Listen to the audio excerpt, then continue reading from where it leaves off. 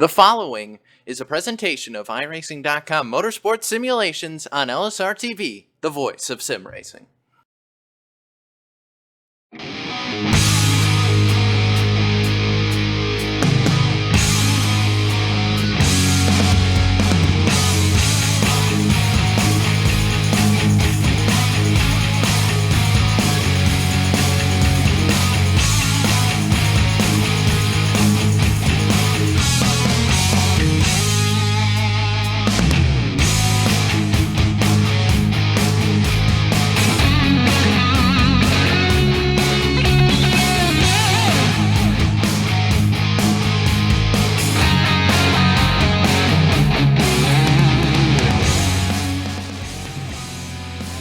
Live tonight from the Talladega Superspeedway, we begin the Superspeedway Cup Series chase for the championship on this Season 13 campaign, and it's the third week in a row here tonight from Lincoln, Alabama, as we get set for round number 10 of 13 and the first of 4 races in the title hunt.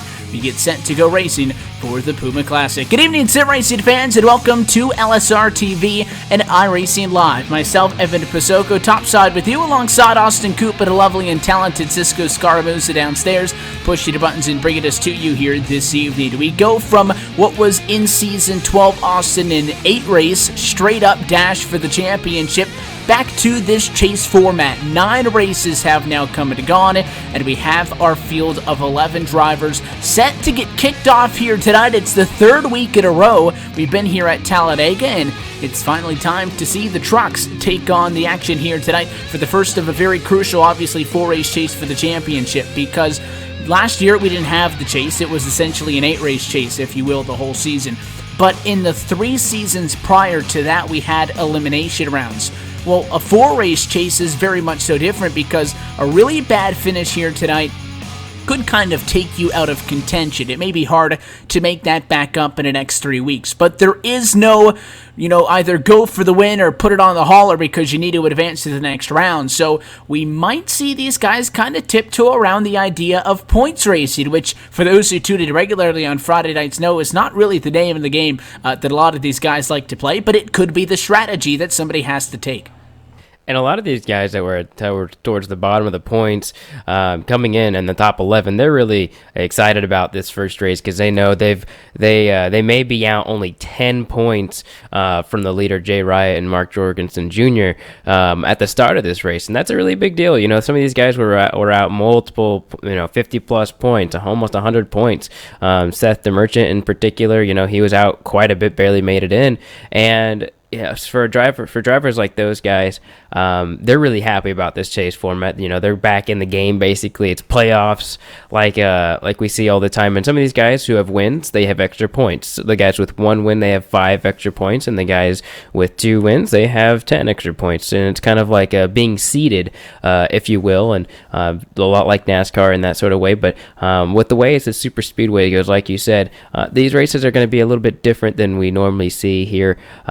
You're not going to see diving down to the bottom of the track or blocking hardcore, or maybe you will. It's going to be an interesting one, I think, Evan.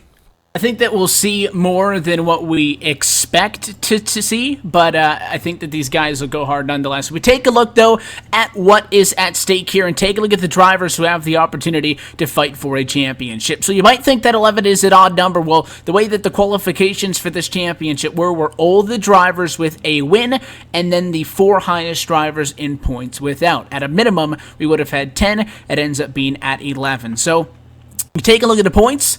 Obviously an advantage for the drivers who both took home 2 wins on the season. That's Jason Altmans and Mark Jorgensen Jr., 2,010 points apiece. 3rd through 7th in the championship, the drivers who qualified in on 1 win are at 2,005 points. They're 5 points behind the guys at the top. They're 5 points ahead of the guys below them. That's Rodney Wofford, Chris Bassini, Garrett Atwell, Corey Henry, Christian Peterson, and then the drivers at the bottom of the barrel, Andrew Berger, Brandon Chaburko, Frank Basilia, Seth the Merchant, in on points without a win on the season. It may be difficult to win this chase for the championship without a trip to victory lane. Now, 10 points is not a lot by any means, Austin, here, because I think really you can lose 10 positions on track in really one trip through turns 1 and 2 here when we see these guys 3 wide in a big pack. So I don't think that you can really feel too confident about having those points, but if this championship comes down to a single-digit margin at the end, those extra bonus points could definitely have been of help.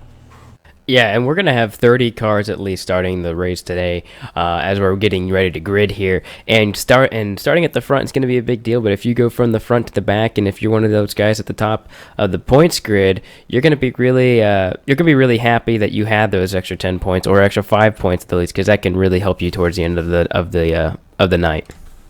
The qualifying session is come and gone, and we're ready to go racing in the Puma Classic. Let's take a look trackside at tonight's LSRTV starting grid for round number 10. Pole position belongs to the number 60 of Rod Flag, a driver who was a champion in this series back in Season 8. Not on the grid to fight for a second, but he's still looking to get a trip to victory lane. He starts in P1 tonight. Josh Hanner, he's going to join him on the front row. The driver of the number 2 machine will start in second spot tonight. Then you find Rodney Wofford third in the points into tonight, starting third. He's accompanied by Frank Basilia, a fellow championship competitor, rolling off fourth. Dana Osborne just behind them in fifth. Derek Walker will roll out sixth. That's the Merchant in seventh. Paul Servant eighth. Ray Rittenauer is the second. He's going to start ninth, and Josh Ball will finish out the top 10 in 10th. 11th position belongs to Remote Evans. Alongside him, you will find that one of Chris Bassini. Sean Bounty gets tonight's unlucky number 13 starting position. Travis Stewart in 14th, and Corey Henry behind them, P15. Matthew Welzenbach in that number 4 truck will start 16th. Garrett Atwell will start 17th. Scott Warren 18th. Greg Hooks will start 19th, and Andrew Berger will finish out the top 20. Go through the last couple of drivers to take times in qualifying tonight. Glenn Hedrick back 21st. Dan Harrington with him row 11 in the number 22 spot. 23rd tonight for Jared Haggerty. 24th for Larry Camp. 25th for Brendan Cruz-Monsivice. Mark Jorgensen Jr., he's at the top of the points list. He'll start all the way back in 26th place. Jay Riot is the last driver to take a lap with a stunning 3 minutes and 48 seconds. Brandon Schuberger will start 28th. Matt Quick 29th. Rounding out the top 30 is Dwayne Cooper, and Roger Stewart will run caboose for the race in 31st. To look top to bottom at your LSRTV starting grid for the Puma Classic. We get set to roll now off of the front straightaway for tonight's over 250 miles of action. And as always, as it seems really for the last month, let's take a look at this Talladega Superspeedway with tonight's LSRTV track facts. This racetrack located in Lincoln, Alabama, commonly referred to as Dega, opened back in 1969 for a cost at that time of just $4 million. It was previously known as the Alabama International Motor Speedway, hosts the NASCAR Sprint Cup Series, Xfinity, Camping World Truck Series, as well as ARCA action, but the track itself, an asphalt surface 2.666 miles in length with 33 degrees of 4 to 5 stories tall banking. The big thing here, Austin, is that, well, it's a little bit longer than Daytona. It's only going to take us 94 laps to get to our 250-mile marker here at the end of the night, but also the start-finish line, not located in the center of the tri-oval. That could be a factor if we see a photo finish, and it is a little bit wider than Daytona as well. A little bit extra space for some more, I guess, realistic 3 wide and being able to sustain a third lane. But also, we've seen 4 wide here from time to time. Yeah, when you're 4 wide here at Talladega, you can really stick your lane pretty well. It's not that bumpy like Daytona is and used to be. This is a track that can really present some really, really close 3 wide, 4 wide racing, and it has 3 lanes, as you can see on the track there, but the cars are skinny enough that you can go 4 and sometimes 5 wide. We haven't seen 5 wide in a while.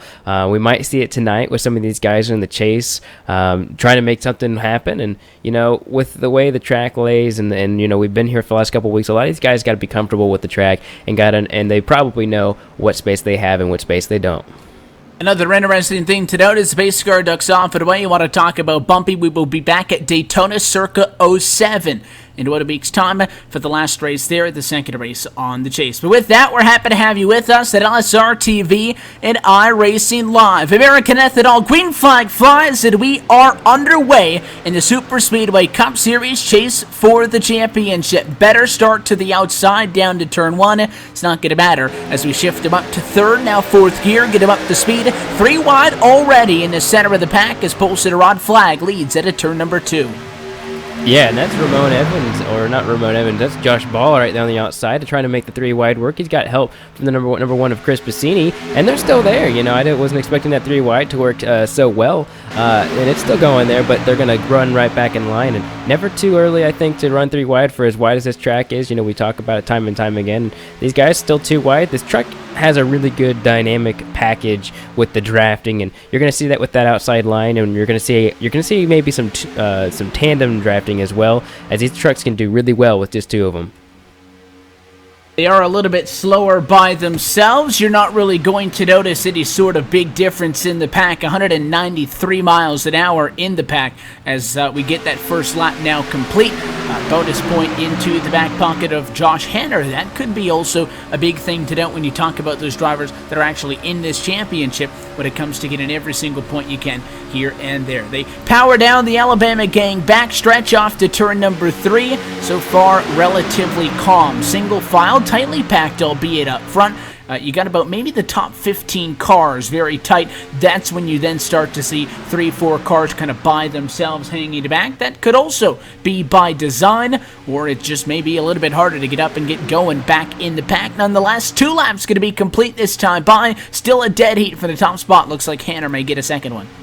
Yeah, it does look like he'll get the second lap led, and you know it looks like that top line's actually starting to be a little surgy on the straightaways, and not losing that much ground on the straightaway as Rock Flag does have the advantage going out of 2, but into 2, but out of 2, it looks like the 2 of Josh Hanner and that top line, they really got something going, and we are starting to see a third line form. There's about 3 trucks back there, including the number 22. Of Brandon Chaburko. You know, that's not surprising from that driver as he tucks back in. But you know, for us to see 3 wide so often at this point in the race, you're going to see, I think, when these cars start to get really bunched up, which they are starting to, that's when we're going to see a lot of guys start to dive out on the outside line and make something work. And some of these guys on the bottom, they can't do anything but make their low line work. You see the 78 take a nose out to the outside. That's Josh Ball. Well, he actually had the nose out 3 wide when we came across the start and finish line the first time, and that's one way of making room. The 20, Derek Walker forces his way in front of Josh Ball, checks up the outside lane, a little bit of contact with Paul Servin, and well, I'm sure the 78 doesn't appreciate it. Derek Walker got exactly what he wanted, and that's a big head of steam. 3 trucks at the outside, third lane off to 3. Yeah, and that's actually what Rock Flag needed. That middle line was really going hard, and since they got that huge, that little bit of a bump on the number 3 of Servant, that kind of broke that line up just a little bit. But it looks like the top line's really working hard. That's, man, they're going, and they're going to lead that lap this time. That's going to be the... that's going to be the number 20 of Derek Walker. He's going to lead that lap, and he's going to pull down to the bottom lane, but that 78 of Josh Ball, he's got the lead now. It was an aggressive move. It nonetheless worked. He did go all the way down to that inside line.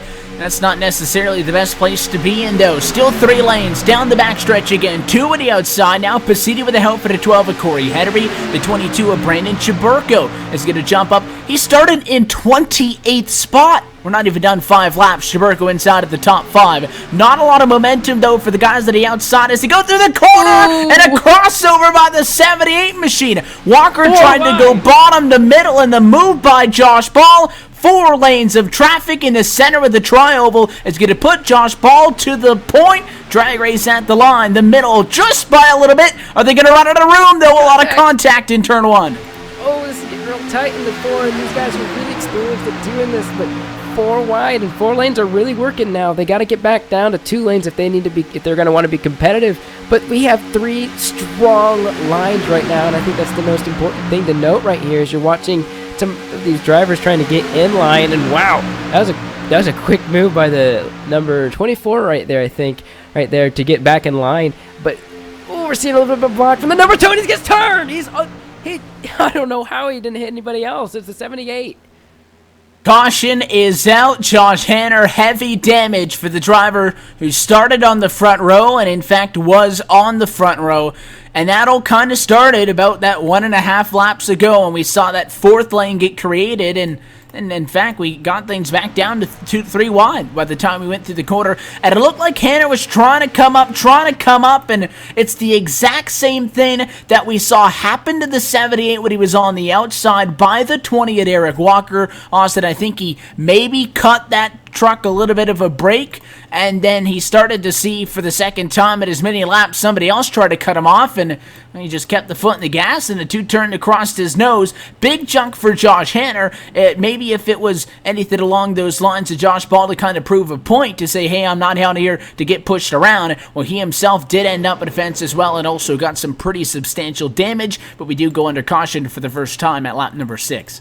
And how nobody else got hit in that wreck was amazing. I know this is a sim, but for him to go over the entire field and not hit anybody is remarkable.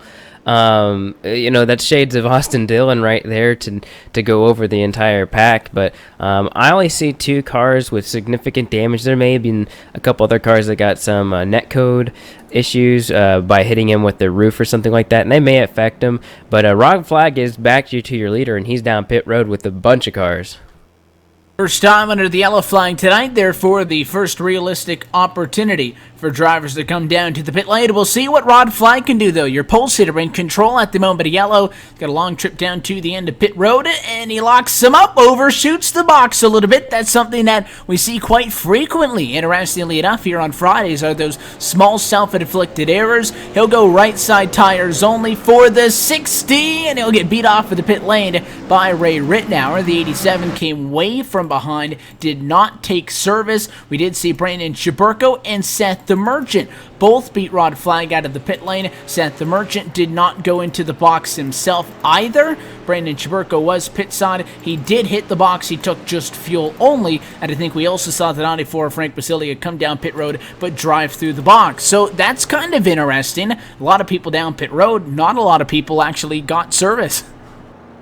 And that's actually a big deal for Frank Basilia. He's in the chase. He's one of those drivers that doesn't have a win, and he's going to get that bonus point for staying out and being the first car to cross the start-finish line. I think that's what a couple of the other drivers, like Seth the Merchant, were looking for, was that extra bonus point. And they can run a long while on these with these trucks. I don't know if they're going to come back down and get fuel. I know they will at least need one stop with fuel. They don't necessarily need tires here like you do at like the 07 Daytona.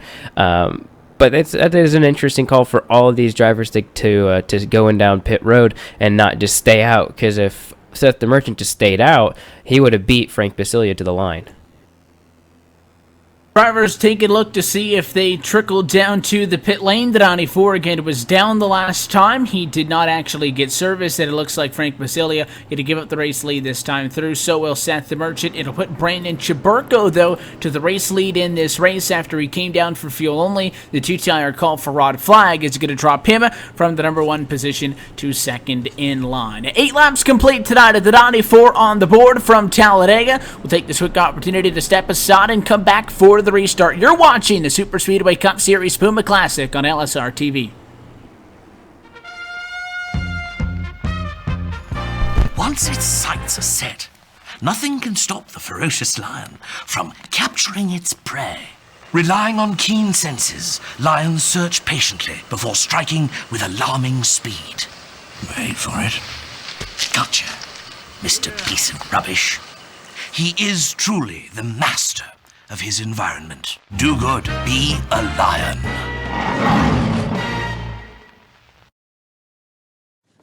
So cool, yeah. Nate, what are you working on at the moment? So I'm working on the animation for the game. We're working on getting pit crews fully developed, and that involves a lot of moving parts. So I'm going in and making sure that each moving part can dovetail smoothly into the next one, so that when you pull in for a pit stop, it looks like the real thing, as opposed to a bunch of jumbled pieces that suddenly stop and then go and stuff like that. Yeah, that's so cool, but why aren't you working on the time model? Nothing?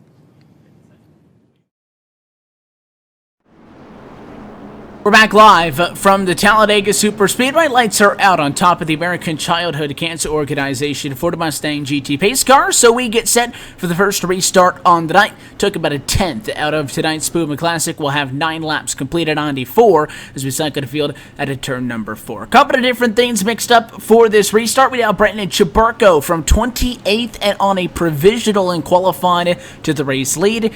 Everybody who came down to the pit lane eventually did take at least fuel. Many drivers decided to go with right side tires. Rod Flag P2, Dana Osborne, Glenn Hendrick, Garrett Atwell, the top 5. Sean Boundy, Scott Warren, Remote Evans, Jared Haggerty, and Gray Cooks inside of the top 10. Out of the tri-oval underneath the flag stand. Green flag flies are back underway. Yeah, I'll tell you what, that outside line is, they got a really good restart, or had a really good start on the initial start. That outside line had a really good push, but this time looks like the bottom line's going to surge, and the 22 of Brandon Chaburko goes and blocks, and it's not going to work out so well. The 8 of Dana Osborne's going to go there, and they're 3 wide behind them. That's going to be the 76 behind him, I think, pushing them, and they're 4 wide going to turn 3. Oh, and a swipe at a back bumper there by the 04 Garrett Atwell to make a move to the middle as that 21 just kind of went up and around him in his own lane, made a 4th lane, now 3 wide again. Rod Flag kind of out of line. He's almost daring Garrett Atwell to go for it. He'll stick the nose to the inside, trying to make a 4th lane. No help from behind, though. Flag going to suck back up to the bumper of Brandon Chaburko, drop back down in front, and somehow we're 2 wide across the start-finish line once again. The 34, lone driver stuck up on the outside. Bounty lost 5 spots that lap. Does have some help. The 4, Matthew Walls in the back, going to pick him up, but the outside is dropping quick.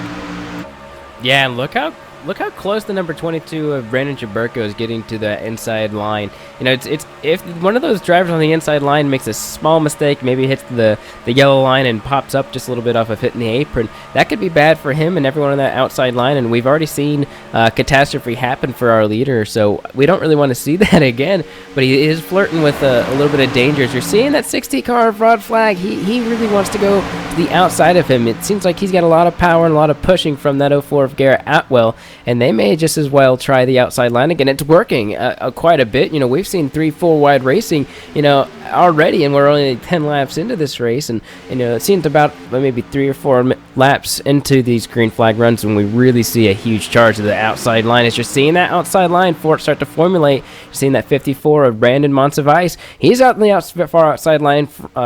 Rod Flag is already there, but he's going to drop a lot to get to him. Still just 2 drivers on the outside. Again, the 3rd lane absolutely works at Talladega. And I think that if you look back at the 2 other weeks that we've been here, 1 week ago we had the Xfinity cars, and the week before that we had the Cup cars. The truck and the Xfinity machine is probably the best to formulate that 3rd lane, but you do need a little bit of extra help. I don't think 2 trucks is necessarily going to cut it, and you can see the 60 continue to fall way down. Rod Flag was in 3rd the last time by the start-finish line. This time as he struggles to kind of get his feet underneath him on the outside, he's 21st. That's a huge drop, and that just shows you how quick it can change for you. In the last lap, we talk about how anything can happen, and you could go from 1st to 21st as you saw, or 21st as you saw. And so he's the biggest loser right now, but I think that might have been a little bit of planning. I think they knew and they understood that wasn't going to work, just because if you try and create a 3rd line by yourself and you want someone to hook up with you, it's only going to work if you guys pull out from the middle lane. So I think they know that, and they're waiting for that to happen. As you're seeing a couple other cars trying some different things up front. We're seeing that number 21 of Glenn Hendrick try and go for the lead. He's going to get a huge push from the number 22 of Brandon Chaburko, and that 21 car is going to lead this lap. Big shot to the outside. Atwell going to get some help from the 15 of Greg Hooks, but when we saw that move earlier on that first stint by the 20 machine go way down to the bottom, and he actually didn't even get an opportunity to lead a lap after he made a really good pass on that outside lane 3 wide. It's because the bottom isn't really the best place to be in the draft. It's maybe actually be the middle lane. Now, at lap 14, you're not going to really see too many people try to hold the middle, but when this race starts to get later on, it's funny because we'll see a lot of action now, and then everybody will kind of look like a deer in the headlights at 20 or 15 laps to go. They'll stop making moves because now, if you make a move and it drops you back, it costs you a chance at the win. That's when we're going to start to see guys really try to protect the middle end of the racetrack. But when you talk about somebody with experience, Glenn Hedrick, somebody who has roots taught in this series back years, 3-4 plus years. He's somebody who knows what he's doing. Led the lap that time by, and just as expected, jumps down to the inside lane. That's kind of where you sit around and ride. You can't do much. You got a yellow line on your left-hand side, and normally a line of cars on the outside. The 21 drops down. We'll see what Chaburko can do. And, I was just about to say that. If you're on that bottom line, as you see the 21 and the 22, they made contact right before they got into turn 3. You definitely can't do anything if you're on the bottom line. You might be able to push the guy up a little bit on the outside line, but there really isn't much that you can do. And then especially what you just saw with the number 8 of Dana Osborne, he had no control of what was going to happen with the 21 car sliding up in front of him, and he had no choice to push because he had someone behind him. That was the number 6 of Jared Haggerty. He was pushing him, so there's not a whole lot you can do. You're kind of a sitting duck when you're on the inside line. And you're sometimes in a sitting duck when you're on the middle lane and you get swallowed up by the far outside line. So it's kind of an interesting deal when you're on the bottom line. You do have a little bit of control. You are on the quickest, or you're on the shortest line. Sorry, but you're not on the fastest line necessarily. A lot of 3 wide now. 21 once again up to the middle, drops back to the inside, but there's the strength in numbers that I thought that we needed to see again. The guys on the outside, they're stronger when they're together. You can have 1-2 guys, sure, you can use the side draft and stay there. You're not going anywhere. Now there's 5-6 trucks in line, 4 of them pushing this time through the tri-oval. It's going to be the leader on the outside, the 04 machine to Garrett Atwell, third of the guys up front at the start-finish line, but at least they are there. Now you need to get a little bit more of a run. Big hole going to open up in front of the 3 machine to Paul Servin, maybe tempting the guys on the outside to drop down, and they did, and Atwell cut it kind of close. Looks like he got Ramon Evans in the back end, and I think he damaged the front of his own truck with that. Yeah, he definitely did, and how he didn't turn him is really amazing me right now. But I'm surprised that low and middle line didn't surge as much, but I have a feeling that because Hedrick was actually blocking a lot, and there's 4 wide right back there, that may not work. That's the number 1. Oh, it's still not going to work. Chris Bassini, it's a little bit of bumping and banging, but they're still keeping their hands together. That was really close right there, but the caution ensues behind him.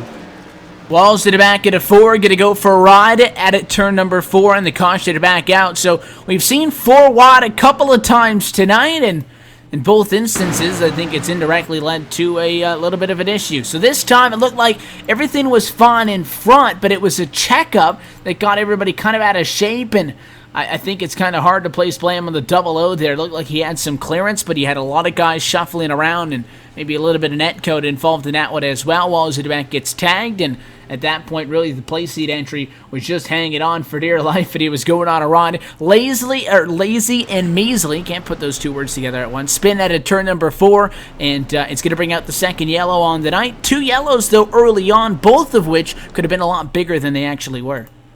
Oh, yeah, I mean, this one was back in the pack. Those 2 cars were really surging, but yeah, some kind of connection issue between one of those 3 trucks led to the number 4 of Matthew Welsenbach to get sideways and have to overcorrect the car and not to hit anybody else. And that's about half a car length between those 2 guys either way. So yeah, no blame I think can be taken for any of those guys because that was a huge amount of space between those guys. So something you see in the sim, and something you just have to deal with, kind of like a mechanical failure. And these guys will some of them will get their free repairs coming down pit road, and some of them will maybe just come on by and get their free lap. Take a look to see how many drivers are going to come down and get service this time. Everybody led by Brandon Chaburko. The Pure Later machine was able to take over the race lead under the first yellow by going just fuel, no tires. This time he goes right sides only. As it looks like a couple of guys have issues getting into and out of the box. The 22 machine coming off of the pit lane. You see he's already out of the box as drivers are still entering their pit stall. Chaburko going to come off of pit road behind Dan Harrington. The 82 machine looks like he just drove through, and then Seth the Merchant from behind. We saw the 32 just drive through the first time. Same thing he did here this time. I would expect both those guys to pit the next time around. Yeah, and I think the strategy by these guys going through the pit road is maybe just to kind of feel out what's going on. These guys I think they want to start at the back of the pack on the restarts and see what they can do. As you're seeing, it looks like a couple of these drivers are having a little bit of fun on the back straight. But yeah, they're kind of just having a feel for what's going on in pit road to see if they really want to take tires or take fuel this time by, because they can ultimately make a different choice the second time around just to see what everyone else is doing. A couple of other drivers stayed out outright, as opposed to, as we noted, the people who came down to the pit lane and had actually just rolled through. Jared Haggerty actually stays out. He gets the bonus point for leading lap number 18. Remote Evans, Matt Quick still in front. We did have, obviously, the incident earlier. It put Josh Hanner 1 lap down. Well, he just got the wave by, so we'll be back onto the lead lap for the next restart. Other than that, we see Larry Camp as the only driver out of this race. He parked it earlier on, and I don't believe the 33 machine was involved in an accident prior to that. Other than that, showed right now 29 trucks on the lead lap. Yeah, we got 30 trucks not going to be coming on the lead lap once Josh Hanner does get his lap back. And, you know, with these guys staying out, we're going to see a bunch of new faces up front, a bunch of guys that haven't been up towards the front the entire race. You know, like we said, Jared Haggerty hasn't been up towards the front. Ramon Evans hasn't been up there. And, everyone up until that the Merchant has been. I think he went back down pit road again. The first person that's really been up there is Brandon Chaburko, and then company follows. So with these 3 drivers up front that haven't had a taste of the front, it'll be a little bit of a different ball game, I guess, this time around. We take a look again. 2 yellows in opening 20 laps is, nothing that I think you could say is more than average. I don't expect that we're going to see 9 yellows over the course of the night, though, with 94 laps on the board. But it is a little bit of a slower start here. You'd have to look, though, basically almost at quarter distance. By the time we do get the green flag back out, we'll get things back underway here. So with all of that being said, things moving along quite well. What these yellows have allowed, and really quite an array of pit strategy. I think seeing a lot of guys drive through pit road, drop to the back, kind of plays into what I talked about at the top, which was a lot of guys who we're used to seeing just go out and go for it are kind of playing the strategy game and hanging back. But what all of this has done is it has the top 6 guys on track, all people who started outside of the top 10. Jared Haggerty, a race leader right now, qualified 23rd. You got Brandon Chaburko, as we've noted, in the number 4 spot, who started 28th. Dan Harrington in 3rd. He's up 19 positions. You got a Glenn Hedrick, who's up 16 positions himself. So a lot of guys being able to get jobs done. Haven't mentioned Jason Altman's really yet tonight. He breaks into the top 10 for the first time, back a little bit further in 9th. We'll see if anybody from up front wants to duck down pit road before we go back green this time. Yeah, just to add on what you just said there, there's only 3 drivers in the top 15 that actually started in the top 10. So whether it's strategy or whether it's just how things have played out for some of these drivers, you know, we talked about how Josh Ball and a couple other drivers lost about 20 spots on one single lap. Some of these drivers definitely, we keep talking about certain drivers pulling to the back and seeing basically wanting the race to develop for them. And some of these guys are wanting to make their own luck. That would be Brandon Chaburko and Glenn Hedrick. They're wanting to stay up front, hopefully the whole rest of the race. And I know another driver that's probably going to try and make their way up the field really quick, and that's Josh Hanner. Just got his lap back, and he's probably going to be hungry. Only bad thing for him is that he does not have that nice little fast repair that we have in iRacing, that you can just get a free new car from going to the pits for just about 5 seconds. So, and that's something that a lot of these drivers still have, regardless of whether they've been in an accident. Some of these drivers can elect not to take that fast repair. They have that option. And if they don't do it and they wreck their truck later, then they can use it, and that'll be really beneficial for some of these guys who are slow right now. The lights are back off, and we're doubled up, so we're going to go back into green flag conditions. Going to have 20 laps complete of the 94 here on the night. We take an outlook to the next couple of weeks and what's going to make up this championship battle. Back on the air next Friday, November the 4th. That is the final trip to Daytona Circa 07. It is also the final wild card race per se, where we don't have a car scheduled for that one. The driver's going to have the opportunity to vote over the next 7 days, and if they want to be in these trucks, if they want to be in the Xfinity machines, or if they want to be in the Cup cars. After that, November the 11th from Talladega, right back here for the final trip to Lincoln, Alabama. That'll be in the Cup cars, and then the season finale the week following, November the 18th, on LSRTV and iRacing Live, back at the World Center of Racing, and I think what has been the driver's favorite combination, Daytona and the Xfinity cars. That will be the chase for the championship all the way through every single Friday up until the 18th, right here on LSRTV and iRacing Live. Pace car back off and away. we'll see what we can do on this restart. Do we get a little bit more spread out? We've seen quite a lot of 2, 3, and 4 wide action so far in the 2 stints to this point. We're going to get it back on the gas over the start-finish line. Green flag back in the air, and already a little bit tight as Schuberger got squeezed at the line back off the 1. Schuberger had a number 6 of Haggerty, but right behind him, he had a big push from Osborne as well. Or not Osborne, that's going to be Servant. He had a huge push on him as well, and that kind of got him out of shape, got him up there, and, well, he decided, well, I'm going to go. Oh, there's contact, and he somehow no. 51's in the fence, and there they go. I thought he was going to be able to save it, but one too many overcorrects. Ran out of room, and unfortunate issue with the 51 machine. Another one, though, that actually kind of originated up at the front of the field with the 51 machine. Just not clear. Jason Altman's over the nose to Scott Warren. Maybe I don't think he saw Warren there. Big bobble and up into the fence, and thought that he might have been able to keep it into the wall, but instead of getting sucked back around into the fence, the right rear didn't come back around, and the right front swung the back of the truck around, and the yellow flag came out at that point. Rod Flag had nowhere to go and made a last-second move to the left. He got the 77, and then a couple of other trucks got clipped on the way by. Looks like the 88 machine ended up with damage as well in that one. Also problems with the 4, and a big handful of trucks go spinning off in 3. Yeah, one of the trucks that we mentioned, you just mentioned, is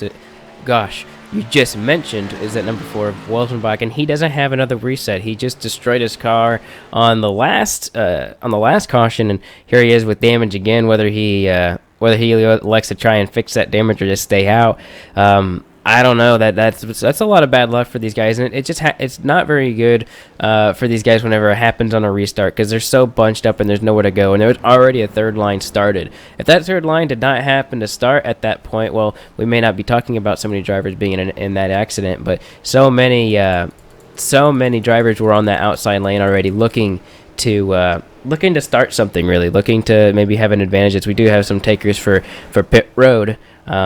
And that's really unfortunate for those guys. You know, they were really looking for a good outside run, but it didn't work out for some of these guys up front who were jockeying for position. A lot less than what we're used to seeing so far here tonight. About 50-50 split, if you will. A couple of guys right from the front row coming down pit road, including Aaron Evans, but a lot of drivers stayed out after what was just about half a lap, a stint on that most recent run. Dana Osborne, though, in control of the field. We have 24 laps in the books here tonight so far from Talladega. We'll take this other opportunity as we pace to take a yellow flag of our own, step aside for a brief moment. Still plenty more to come at about quarter distance in tonight's Puma Classic. You're watching LSRTV's continuing coverage of the 2016 Superspeedway Cup Series Season 13 Chase for the Championship on iRacing Live.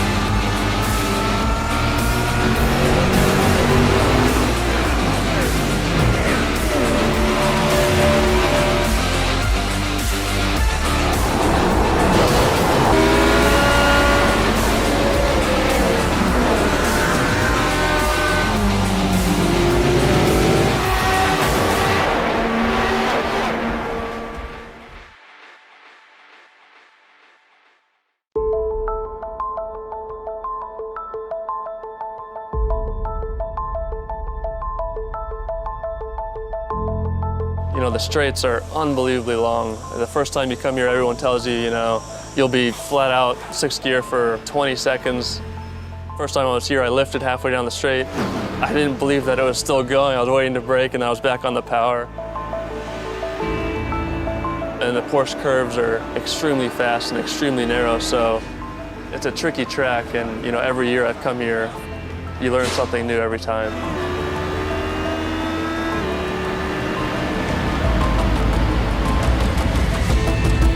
Le Mans is so fast. Wherever you accelerate, you are over 150 miles per hour. Going there, I realized everything you have done before was nothing.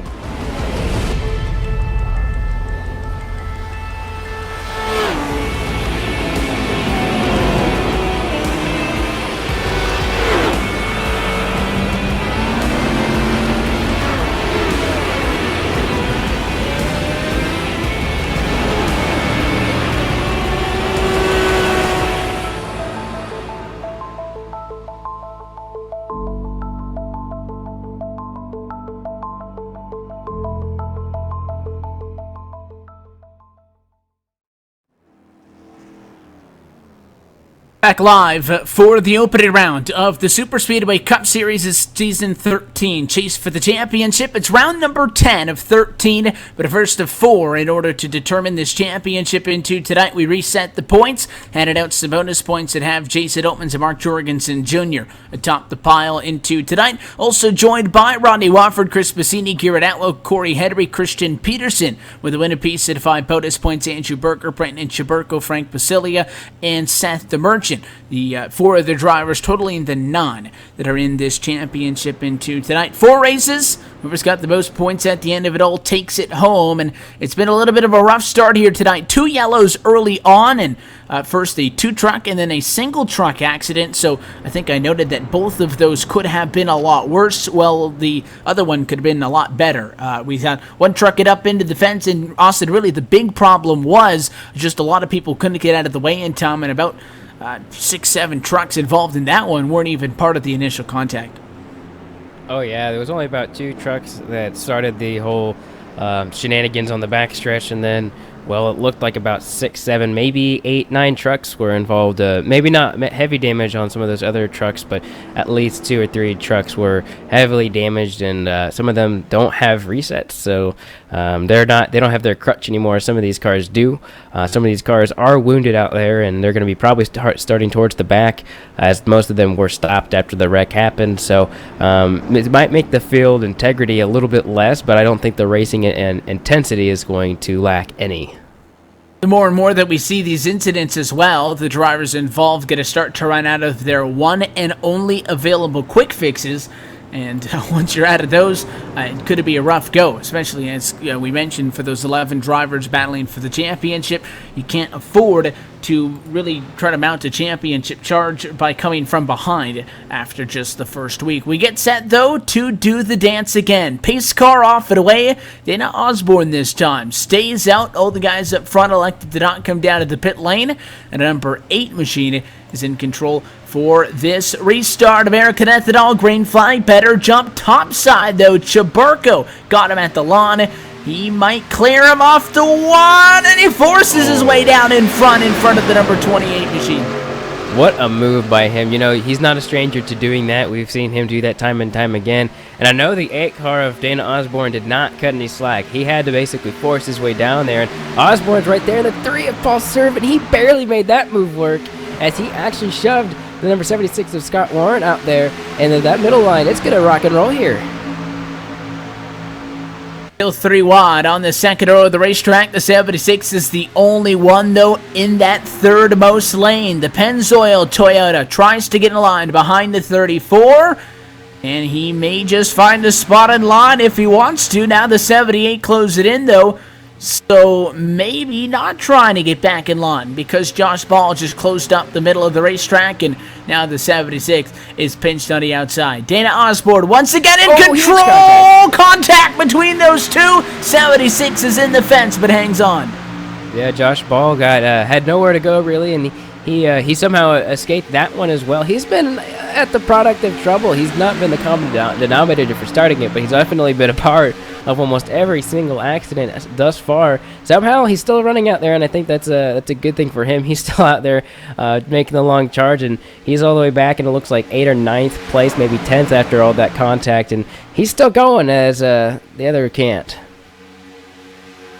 Lane's really starting to get spread out up at the front of the field. There's no help for the 76 of Scott Warren, though he continues to drop down as the guys up front now actually have a numbers advantage to the outside lane. Osborne once again. The push coming from the 3 of Paul Servant inside is open. He'll take the opportunity. Sees the open door, jumps down in front of the number 22, and now goes to the bottom. So now we'll see what, well, it was going to be 3 on the bottom and 2 on the outside, but now the 04 of Garrett Outwell also goes out to the 3rd lane. Not really sure what he wants to do. He'll go back to the bottom, and now Chaburgo makes it 3 wide. Osborne, they're going out of the room, though. 34 comes down, bounding sideways, and there he goes. Yeah, this might be a big one here as we're seeing some drivers start to slow down. That's going to be the end of Josh Ball's night for sure. Oh man, that hole closed really quick, and that you could say that was a tough move, but he was there for quite a while. I think I had plenty of time to figure out that they were 3 wide. It's an aggressive move by the 22 machine. You talk about the lines that kind of, show 3 lanes, and the 3 and the 34 were exactly where they were supposed to be. Chaburgo made an aggressive move, and I think that, well, the 34 should have come down, and I guess you could say that Chaburgo shouldn't have gone there. It's still relatively early on. I think that in the end, that kind of falls on the 3. Paul Servant, because Servant working with the 34, if he wanted the 34 to stay with him, he should have seen that, okay, well, the 34 can't go where I'm going. The 34 should have absolutely seen Chaburgo, but he was just pushing the truck in front of him, and he followed the 3 down, and I don't think the 3 really knew that the lane wasn't there, and he kind of baited the 34 into walking down on that one.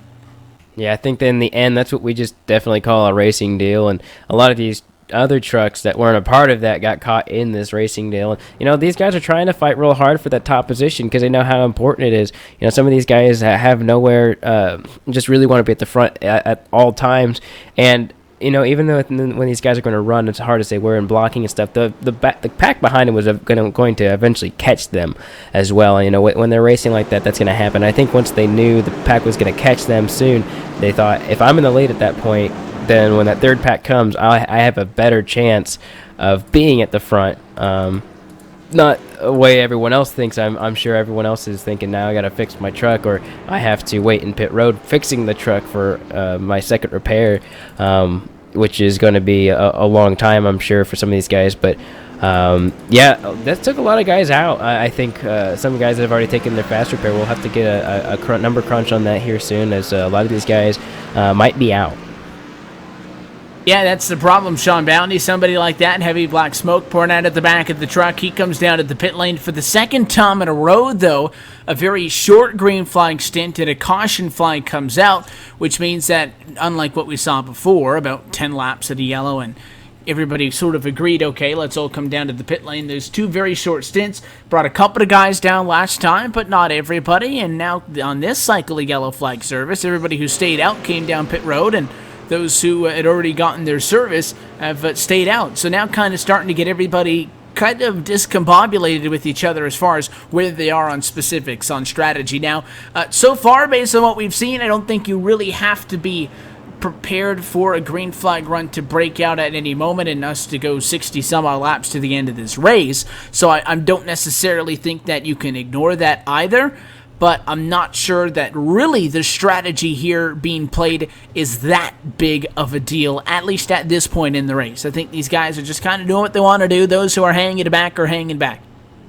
Yeah, and for some reason, I think they're really just trying to keep it stay up front because they know how quickly they can fall back. And this is for the first race of the chase. Nerves are racked up.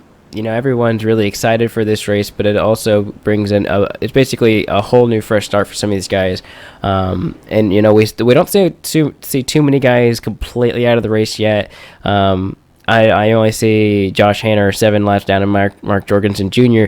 Out 8 laps, and he's the first chaser that's really completely out of this race. We didn't really see what happened to him, but we're gonna guess he's involved in one of those multiple accidents that we've seen, if not both. And he continues to lose laps. But, these guys are running so aggressive here, Evan. It's a wonder if they're going to bring it down or whether the cautions are going to continue to breed cautions. It's a weird kind of thing. Yeah, because, again, as I noted, based on what we've seen, I don't think we're going to go 60 laps to the end of the green, but it could happen. At any moment, you break out, you go green all the way, and that's it. So, kind of back to the point that I made about all the action to be seen early, and then we get to 15 laps to go and people stop making all the moves because they start to calculate the moves more. Honestly, I don't think that the guys coming down pit road now are thinking 62 laps ahead to the end of the race. I don't think that they're necessarily pitting based on that. I think they're just kind of looking at the scenario right now and doing what's best. Those who pitted the last time figure might as well be safe, come down and get tires, and those who pitted this time, well, they kind of had to because they've been out there on those tires for a double-digit amount of laps. So I think that, sure, it is noteworthy because obviously it shuffles up the running order. We're back to having 4 drivers who started inside of the top 10, inside of the top 6 at the moment. 2 yellows ago, we didn't have really anybody from the top 10 inside of the top 12 or so positions on one of those restarts. So with that being said, it's I think relevant at the moment, but I don't think that a decision right now is going to be something that kind of changes your final outcome in this race. Now, talking about the guys with damage and talking about the quick fixes, if you use a quick fix, that's it. There's nothing around it. You get damage, you got to come down and fix it the old-fashioned way of sitting around and hoping that the crew fixes it. However, we have seen time and time again somebody get relatively minor damage and not use the quick fix. Come down, sit in the box early. The truck's never going to get back to 100%, but you'd rather have a 95% truck in the middle portion of the race. Then you use the quick fix later on because you don't want to use the quick fix now, get in another accident, and you're done. If you don't use the quick fix now, you just kind of have a truck that, sure, it's got damage, but it's fast enough to be there. Look at Travis Stewart, for example, your race leader, as the lights go out on top of the pace car, has damage on the back end. Don't get that car fixed. And then if you're in an accident, you still have a quick fix. If not, use the quick fix when we get to about 20 laps to go and it's go time, and then you really go for it. So that's also something that's kind of tough to keep an eye on, that a couple of drivers, I'm sure, have in the back mind of their head. Yeah, we don't necessarily have the tally, but we can always make an estimate. And I made the wrong estimate on Josh Ball. I thought he was completely done for the race, but he did exactly what you just talked about and decided not to get the fast repair. The first accident he was in, which looked darn severe to me, and then obviously this time he had black smoke. This time he comes in, gets that fast repair, and I know a lot of these guys, they're going to be probably a lot more conservative. We hope, I think, because if they're not and they wreck again, we may have a small field by the end of this.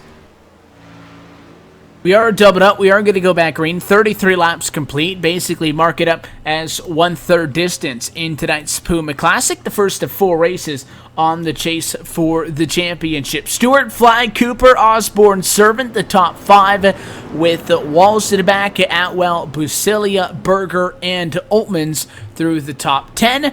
After a handful of yellows, we're still scored with 28 cars on the lead lap out of the 31 that started this race. Going to be 33 laps ago, we take the green flag. So how bad is the damage on the back end of the number 77 Chevrolet, and is it going to affect Travis Stewart at all from the inside lane of the front row? He'll be in control as they look for the green.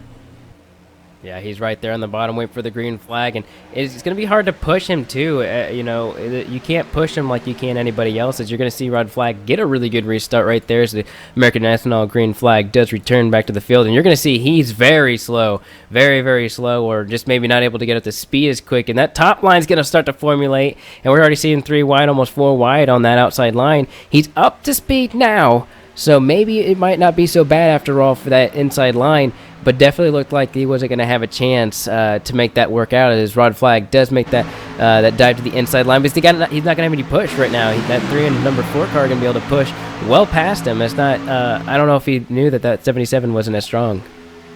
Yeah, he's losing a lot of friends on the inside. You can see everybody jumping up to the outside of the racetrack, and now they're going to get some momentum. I always think you'd rather have back-end damage than front-end damage at a plate track because you don't really have to worry about the temps, but it could also be tricky for the double O and the back bumper to push him because the back bumper has damage. It's not a flat surface, and sometimes, and issues with the 51 right next to him. Up into the fence goes Osborne.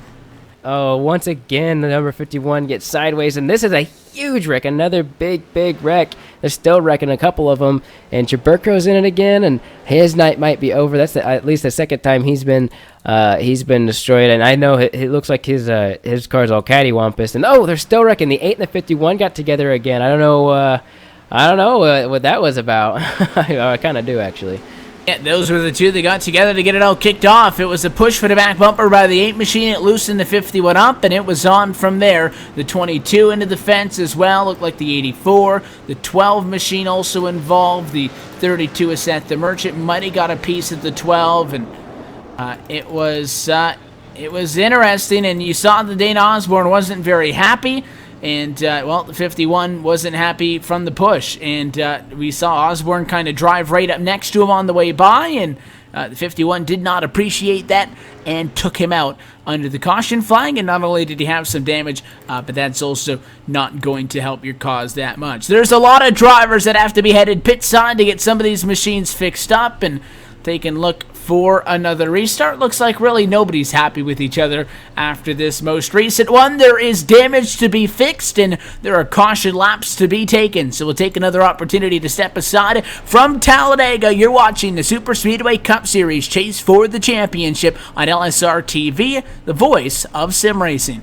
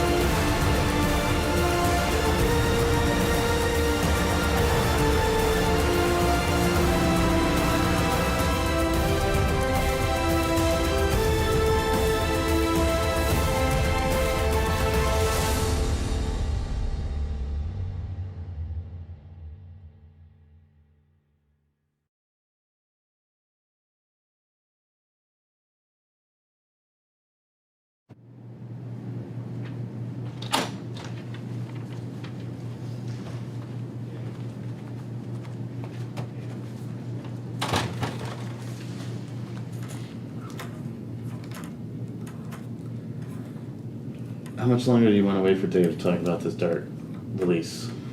Why? What's he doing? I'm pretty sure he's playing Pokemon again. Again? Yes, again.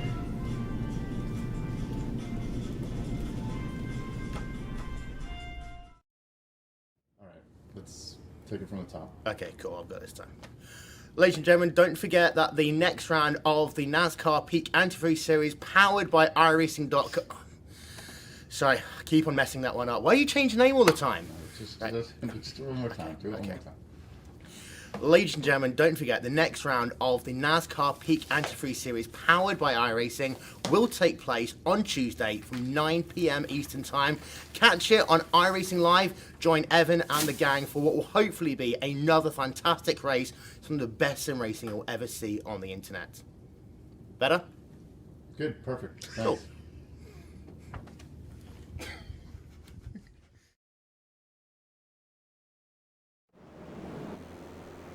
We're back live from Lincoln, Alabama, and a familiar sight is the pace car. Leading lap so far here tonight. Paul Servin is your race leader at the moment. The Oreo Chevrolet in control, and at the moment leading this race rod flag. Just behind him, P2, your pole sitter. Hasn't necessarily been in some of the headlines recently, which has been good news because those who have not been having a good night. We're back under the yellow flag at lap number 38.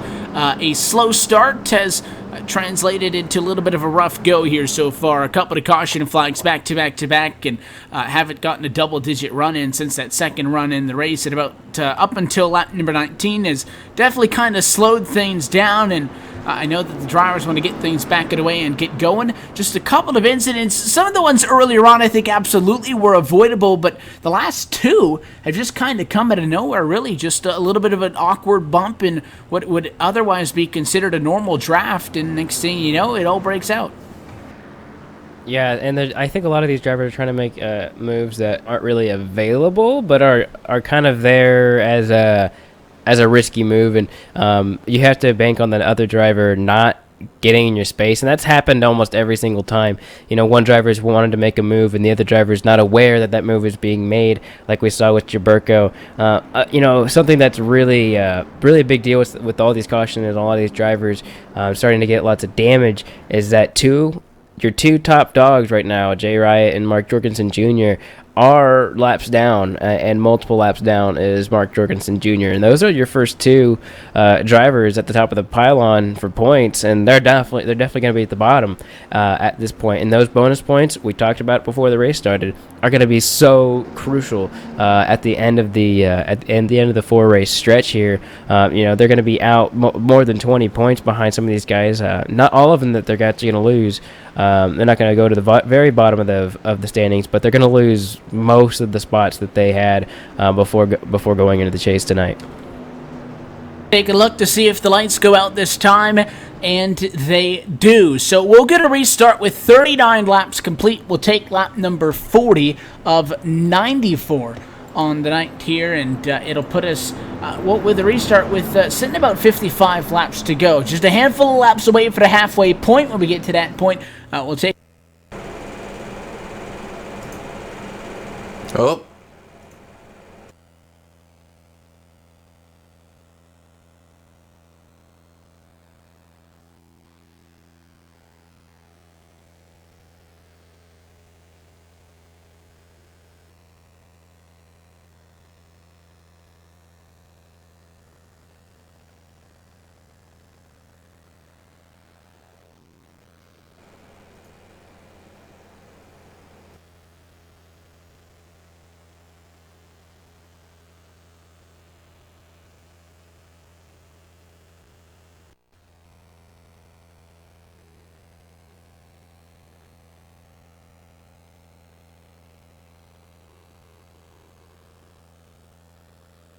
Yeah, the number 3 car has been up front quite most of the day, and Rod Flagg, obviously your pole sitter, he's been up there quite a lot today as well. Matthew Welsenbach's coming off of a bad streak with these cautions, but he's right back there in the top 5. And Travis Stewart, we mentioned he has rear damage. Well, he still has that rear damage, so expect a little bit of that middle lane, which will probably form into 3 lanes of traffic, start to be a hindrance until he gets up to speed here, Evan.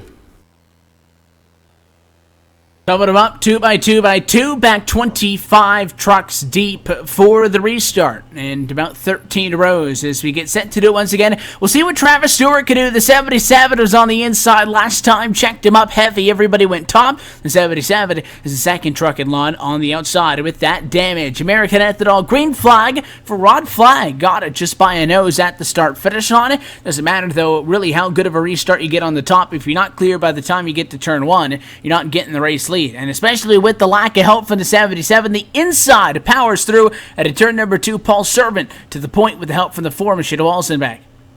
Yeah, it could be said that the 77 is going to make some really hard work right there. That's really close quarters if they're going to go 3 wide. And you could almost say that caused the last caution, too, is that 77 bunching that outside line. Is it's going to get a huge head of steam here with the breaking up of that 54 of Monsivice. He's going to lose a little bit of ground on them. The outside line with Rod Flagg, I feel it's going to be coming back up as you see how much momentum they are carrying right now. A huge push from some of these guys. This outside line had some really big pushers in it, and Rod Flagg, he's almost going to get that lap led again.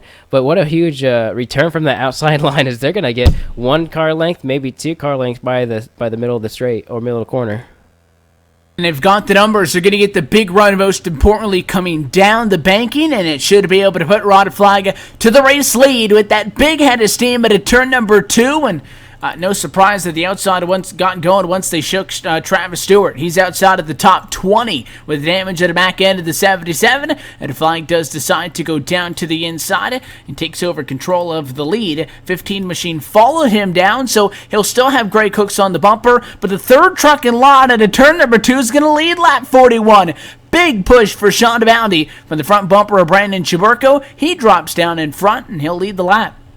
Yeah, and Sean Bounty's no stranger to the front of these tracks as well. You know, it seems like these guys on the high line that are doing so well, they come down to block the bottom line, and then whoever was just pushing them makes a huge surge as you're seeing Chiburko really cut down on Sean Bounty. That's a really big push towards the bottom.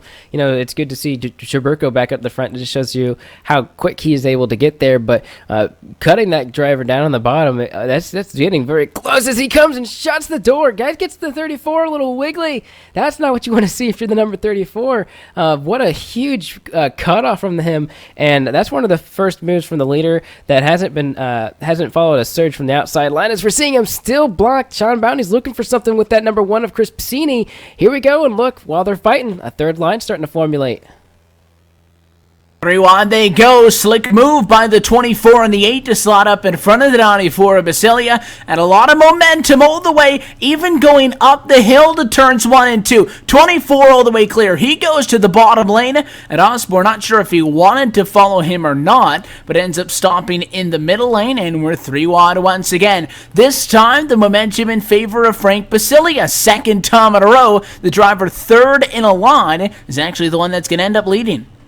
Yeah, and you're seeing that huge push from the Merchant right there, and you haven't seen him up towards the front all day up until right about now. I think he waits till the calm of the storm. As a couple of these other guys have done that too, waited till it's calmed down a little bit, but it's not calm out there. Going 3 wide racing for the lead. I think Montsevice may get the lead this time, but something that's really interesting about that number 54 is he was way back there, or that 94 of Basilia. Sorry about the number mix up there. Basilia was in 8th place before that lap, and there was a huge surge by him to get where he was right there. Still 3 wide they go. That time at turn number 2, the 24, the 22, and the 60. The riders at the moment on the inside. 4 wide around lap traffic. You saw the 50 to Jason Oatman's tucked up against the fence. He falls a second lap down. Good news is that they were able to hit him on a straightaway, probably one of the easier spots to get around lap traffic. Everybody had room, and it did not cause an issue. But we're really starting to see these guys get tight. Look at the 8 and the 32. They're no longer really running up by that third set of white lines on the racetrack. They're starting to pinch down a little bit more as this race goes on and on and on. We're squeezing 3 lanes of trucks really into 2.5 lanes of traffic.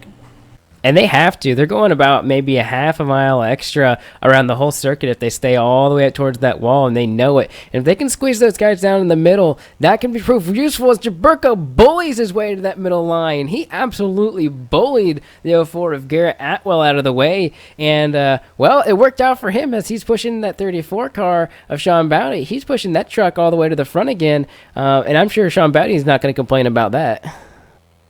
Not at all. He's going to try to continue the march forward. And he now has Chiburko back down in line behind him. Chiburko really wants that third lane. Never been known as somebody who just sits around and rides. The 22 will probably give up the race lead just to make a third lane because he's bored. And now he's up in front of the 8. We've seen Osborne up here a lot tonight. And what we noted as he qualified near the front of the field in 5th. Not a driver, however, who is battling for a championship here in the Season 13 campaign. But the 8 is no stranger to Superspeedway Cup action. He has that one career win. It came a little bit earlier on, one season ago. It came on Daytona circa 07. But Dana Osborne, a series veteran, on the back bumper of a series veteran in the 22, and the 04 Garrett Atwell, who made his return this year. He's got all the best support he could possibly ask for, but that third lane lost a couple of car lengths that time. Yeah, with all the jockeying that's going on with the front little pack, that middle lane, like we talked about earlier, it really has the big head of steam that we talked about. It doesn't have the it doesn't have the high line speed, but it also doesn't have the hindrance of going the shortest distance on the bottom. It's almost like the best of both worlds for that, and they've really done a good job of clearing them as thus the Merchant goes up to the middle, and he's going to block the 04 of Garrett Atwell, and that's going to give him a huge surge, and really there's no one right there to really contest with him as the 04 coats on the bottom. The Merchant's going to block. He cannot block anymore. He knows that, and he has to let up. He's going to give that spot to Atwell as he's going to get that number 1 of Chris Bassini to be right behind him, give him a big push as another big push from that middle line comes up the track. Brandon Chaburko had to get off the gas a little bit, looked right there from the backfire on the side of his truck, just not to get wrecked right there. 3 wide over the start-finish line this time, and we cross the halfway point in tonight's race. Let's take a look at our iRacing Midway Race Break, brought to you by iRacing, the world's premier online racing game with professionally organized racing from NASCAR, IndyCar, IMSA, and more. Seth the Merchant with the race lead. That time by, you see tightly packed 3 wide. Garrett Atwell in the number 2 spot. Chris Bassini, Brandon Chaburko, and Sean Boundy inside of the top 5. Dana Osborne started 5th. He was P6. Greg Hooks in 7th. The best driver who qualified top 10 in the top 10 right now is 4th place starter Frank Basile at 8th position. Behind him, Andrew Berger was 9th. Scott Warren through the top 10. And 11th is Matthew Welsenbach. Paul Servant ran that lap. 12th, Rodney Wofford. 13th to Rick Walker. 14th, Darren Harrington. 15th, Ramon Evans. 16th, Dwayne Cooper. 17th, Jared Haggerty. 18th, Josh Ball. 19th, and Ray Rittenauer. It was in 20th. 21st position belongs at the moment to Matt Quick. 22nd, Rod Flag. Travis Stewart, 23rd. And the final driver on the lead lap is Roger Stewart in 24th position. Then you got drivers laps down. 1 lap back in 25th is Brandon Cruz Device. Jason Altmans is on pit road, and his night may essentially be done. He's 5 laps down at the moment, 26th, and then that's it. Everybody else out of this race. 27th, Corey Henry. Glenn Hedrick, 28th. Josh Hantner, 29th, with Mark Jorgensen Jr., 30th. And Larry Camp all the way at the back, 39 laps down, 31st position, and shotgun on the field. That's been your iRacing Midway Race Break. For more information on the wide variety of sim racing possibilities online, you can visit iRacing.com and sign up today. You can use the LSRTV promo code by entering PR-2016 LSRTV when you register for a new iRacing membership to get the late model free of charge alongside the 13 cars and 14 tracks included with the first time iRacing subscription. Again, that is PR-2016 LSRTV, and it is valid on a new iRacing membership only. Exciting stuff as you take a look back up to the front of the field. They've been 3 wide this entire time. Bassini bested lap 50. However, the 32 machine of Seth the Merchant on the inside of the racetrack had about a half truck length advantage coming off at turn 4, but the 04 of Garrett Atwell going to bring it back up through the middle lane. He'll lead lap number 50 by about a truck length. Yeah, Atwell and DeMerchant really worked well together. I think they had a little bit of a calm right there. You know, you talked about later on in the race you'd be seeing some of these guys making more calculated moves, and I think that's what's happening right now. And I think the bottom lane's really where it's out to be right now. DeMerchant is really doing a good job holding that bottom lane, and even though the 04 passed him cleanly on the outside and got a huge push, he still looks like the strong truck right now, getting pushed by that 34 Sean Boundy, who's been a really big pusher this entire race. Having a good pusher is almost as good as being good at holding your line. As we're saying, the third line really moved. That's the 94 of Frank Basilia. He's going to lead this lap maybe this time around, but he's got a huge push from that 22 Jaburko. He does lead it by 11/100ths of a second, and that line is only going to last for a little bit longer as they only have 2 cars in that line. So now we get to where everything starts to be of a little bit more importance. Past the halfway point, we're no longer counting up. We are beginning to count down to the end of this race. Going to be 42 laps to go this next time around, which means that we're not necessarily quite yet in the home stretch. Still at least 1 trip down to the pit lane, depending on what happens with yellow flags from this point on, between us and that final run down to the checkered flag. But now we're starting to run out of time. A caution flag is going to start to take some substantial time out of what is left in this race. And the guys up front that are up here now have to do a good job of being, I guess, enough of a competitor and being aggressive enough to where they don't drop out of the lead pack, but you don't want to overdo it. Tight that time. Not sure who was in the bottom or the middle, but now the 32 at Merchant. Back underneath Garrett Atwell, Zanani 4 jumps down to lead the middle. Yeah, and he did all that all by himself. Didn't really have the push, but he definitely had those guys a little bit worried, I think. I don't think they were expecting him to really force the issue there on the bottom, but what can you do when you're on the bottom getting pushed and really have nowhere else to go, and that bottom line's going to surge a little bit again. That top line comes in spurts, Evan, and we see that a lot. That middle line's most consistent, or I think really the bottom line's most consistent. The middle line is a little bit consistent, and that top line is so inconsistent, I mean, you could barely throw it. But when they do have a surge, it's the biggest run of all 3 lanes. So, I think that's the chance that Cheburko is always going to make. It doesn't matter how many guys are with him. As you see, 73 right there, or 76, I'm sorry, of Scott Warren, he gets really loose on the bottom. He's going to lose a draft. That bottom line, that's not good for them. They need some more help if they're going to really create some work. And you're already seeing the damage that's being done by him getting real loose on turn 1. You see both the guys at the middle and the outside clear this time. They'll both take a step down. The 94 and the 04 are going to go for the middle to the bottom, and a little bit of hesitation. Thought Osborne was going to do the same. There's no room. Piscini on the left rear quarter panel, and they touched at about 196 miles an hour. It doesn't normally work. Now the 04 bullies his way by Seth the Merchant, and another save, and they ran out of mulligans. There it is.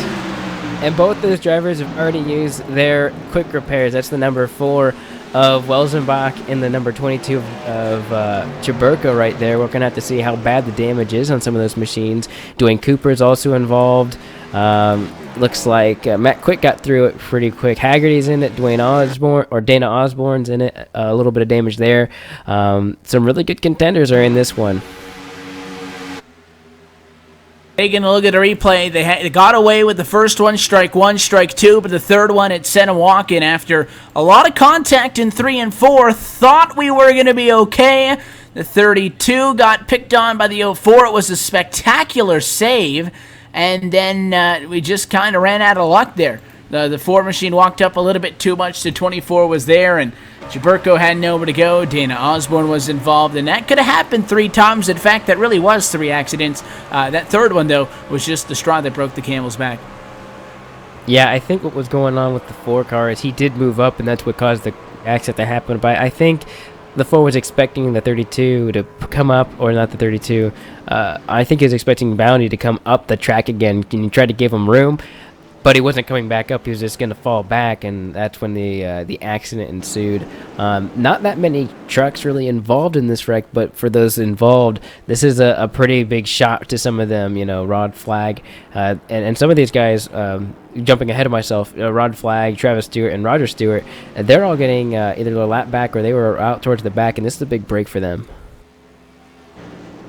Drivers going to go back down to the pit lane. It's been one of the longer green flag runs that we've seen in just a little bit. Got to double digits on that one. Matt Quick going to stay out, as well as Josh Ball. Other than that, they'll look like everybody was in for service. Garrett Atwell decides to go with 4 tires on that one. Yeah, after so many times coming down pit road and not getting tires, and seeing how Seth the Merchant was able to save his car and some of these other guys weren't, Seth the Merchant's come and got tires every single time. And some of these guys gotta take note of that, because that was the difference between him saving that truck and not saving that truck, I would believe. As some of these guys haven't got tires all day long, and they've been trying to get bonus points for the chase, or just trying to get bonus points to keep themselves higher in the regular point standings. But I think 4 tires should be an option for all these guys, considering that they're going to lose a lot of the competition due to damage, especially if you've had no damage all day, or if you just got a quick repair. Take 4 tires, because you may not have the chance, or you may want to take the gamble later on.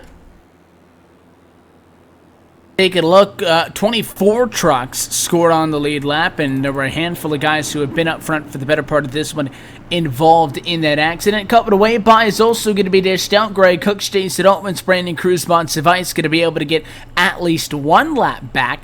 Monsivice still 2 down at the moment, and I think Altman's now officially out of this race. He is 8 laps down. I think he'd be hard pressed to get all 8 of those laps back, however. Yeah, he'd need eight cautions at least, or 10 cautions really, 2 to get Monsivice back in the lead lap, and possibly 8 to get him back on the lead lap. I don't think we even have enough caution laps for that if we were to wreck every single restart. But I mean, we see weirder things happen. I mean, when it comes to chase format time, you know, we've seen some of these guys have multiple wrecks in a row, and that's not what all these guys want to see. And maybe he'll get lucky, and there will be a big wreck that takes a couple of these guys out indefinitely. And if he's still on the track, that can really help him out. Altman's going to come down and pit from those 8 laps down and try to get some service completed. And, I mean, 8 laps down, might as well get it fixed up. I do think that it is going to be a little bit of a stretch to think that he's going to be able to get back at least to a point in this race, where he's got a shot at this thing for all intent and purposes. Nonetheless. But we do have Ray Rittenauer, the second, now leading this race. DeMerchant in P2. We've seen him do what we saw in this most recent yellow all night long, come down pit road. However, this time he did go with 2 tires, and he's up front. DeMerchant has been one of the drivers tonight, Austin, who has come down pit road and rolled through so that they could actually pit at 1 to go and just stay in the back. We're at lap 57 and 94. He's now running in the number 2 position. So I think he thinks now's the time to go after it. Yeah, he's been waiting for everything to calm down, or maybe at least some of these guys to have issues. You know, Chaburko's a lap down, Welzenbach's a lap down, Osborne's a lap down, Monsivice is 2 laps down. Some of these really big, hard hitters, they're out at the moment or heavily damaged, and they're not going to be a part of this front battle. And he thinks maybe to himself that, you know, he won't have to try so hard to get a good finish. Remember, we talked earlier that some of these guys are going to be thinking a points day for sure, a good points day, and being outside of the top 15 really won't be a good points day, especially when you have 10 other guys that you got to worry about. Some of these drivers are really trying to scramble to get their cars back together. Well, as other drivers like the 32, they're thinking, well, let's just try and salvage what we got. Get a top 5, go for the win if we have the chance. Last 5 laps, bets are off. I think that's what these guys are thinking. But with about 30 laps to go, or 40 laps to go, a little under 40 laps to go, some of these guys are thinking, well, let's just keep ourselves in the top 5, top 10, and then see where things go. Waiting for the lights to go off on top of the pace car. We'll step aside for a very brief moment to go LSRTV nonstop so you don't miss a moment of the action. Ray Rittenauer in the second. He's in control as we are inside of what's going to be the final 40 laps in tonight's Puma Classic. Still plenty more to come. You're watching the Superspeedway Cup Series on LSRTV and iRacing Live.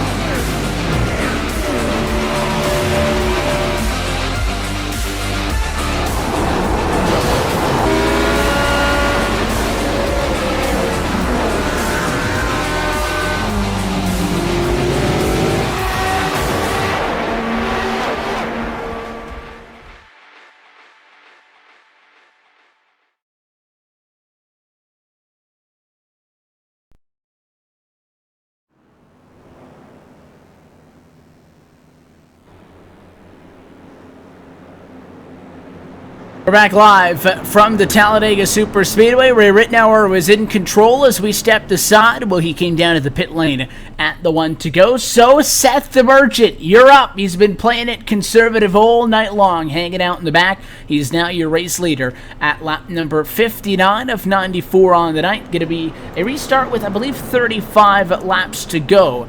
this time around. Bounty, Servant, Atwell, Berger, the top 5. Basilia, Warren, Hook, Swafford, quick through the top 10. You get an exact look at everybody still on track at the ticker as it goes across the top of the screen. A lot of guys still trying to catch up by wave buys. Only 8 drivers doubled up right now as we head off to turn number 3. So a lot of people down pit road every single time around under the yellow, Austin, trying to get those trucks fixed up. And it looks like most of them should be able to catch back up. You see them trailing down the backstretch here. But that's kind of been what this night has turned into, is a survival of the fittest. Or maybe a survival of the luckiest, or a survival of making your own luck, like the Merchant. Bounty didn't really come out until the last 5-10 laps before that caution. He started coming and surging with Chaburko, and then the 04 has been up there all night. The 3's been up there all night. And a driver who hasn't really even been up in the top 5 until, well, right now is Andrew Berger. He started 20th and kind of laid back, and I think the way pit stops went, taking 2 tires, or I don't know if he took fuel only. I know he didn't take 4 tires, but he's got himself in the top 5 in a good position to have a good finish. We got about a little about 35 laps to go, but he's in a good position right now. Doubled him up. Could this be one of, if not the final restarts on the night at 35 laps to go? Kind of close to that point. That would be able to make it to the end of this race. American Ethanol green flag with 3 wide across the start-finish line behind Emergency Bounty on the front row. You saw the number 51 machine sticking a nose out on a 3rd lane, and at least trying to mix it up in some way. That's Jason Oatman. Still good with 3rd lane. He's got damage, and you see all those wave-by trucks. Everybody who pitted are going to go by as they had to line up single file on the inside. Good job at the 51 to get out of the way.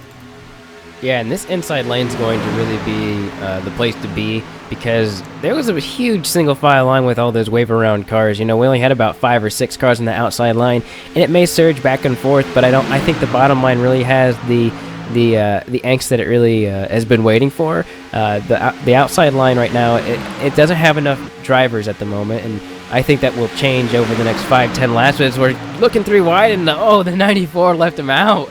No, Frank Basilia was going to go with him and decided, no, I'm just going to leave you there. And for these guys in the inside line, that's really kind of what they want to see. But we're going to pull some other drivers. They're going to pull the number 1 car. They're going to pull the 15 of Greg Hooks with them. The outside line might get some pulls, but I don't know, the 94 that did not make any friends there. The number 3 sideways. And he's gonna not. He got saved it. Behind him, he's going to go out of control. Oh, and he got the 24. Berger was down on the apron all alone, and the 3 spun down on him. He spins back up on track, and the yellow flag is out. Yeah, he almost saved it, and that was all the way on the apron. I don't know if they came back on the track. I started looking forward towards the lead change, which is looking like Sean Bounty got the lead back, but I don't know if it was an admin caution or whether they actually came back on the track. But nonetheless, the 24 was almost down to the darn wall, and he still got hit. So, you know, we talked about that 24 waiting until the right time to come back to the front. Well, maybe not. And the 24 was coming up, and the yellow flag came out from the tower.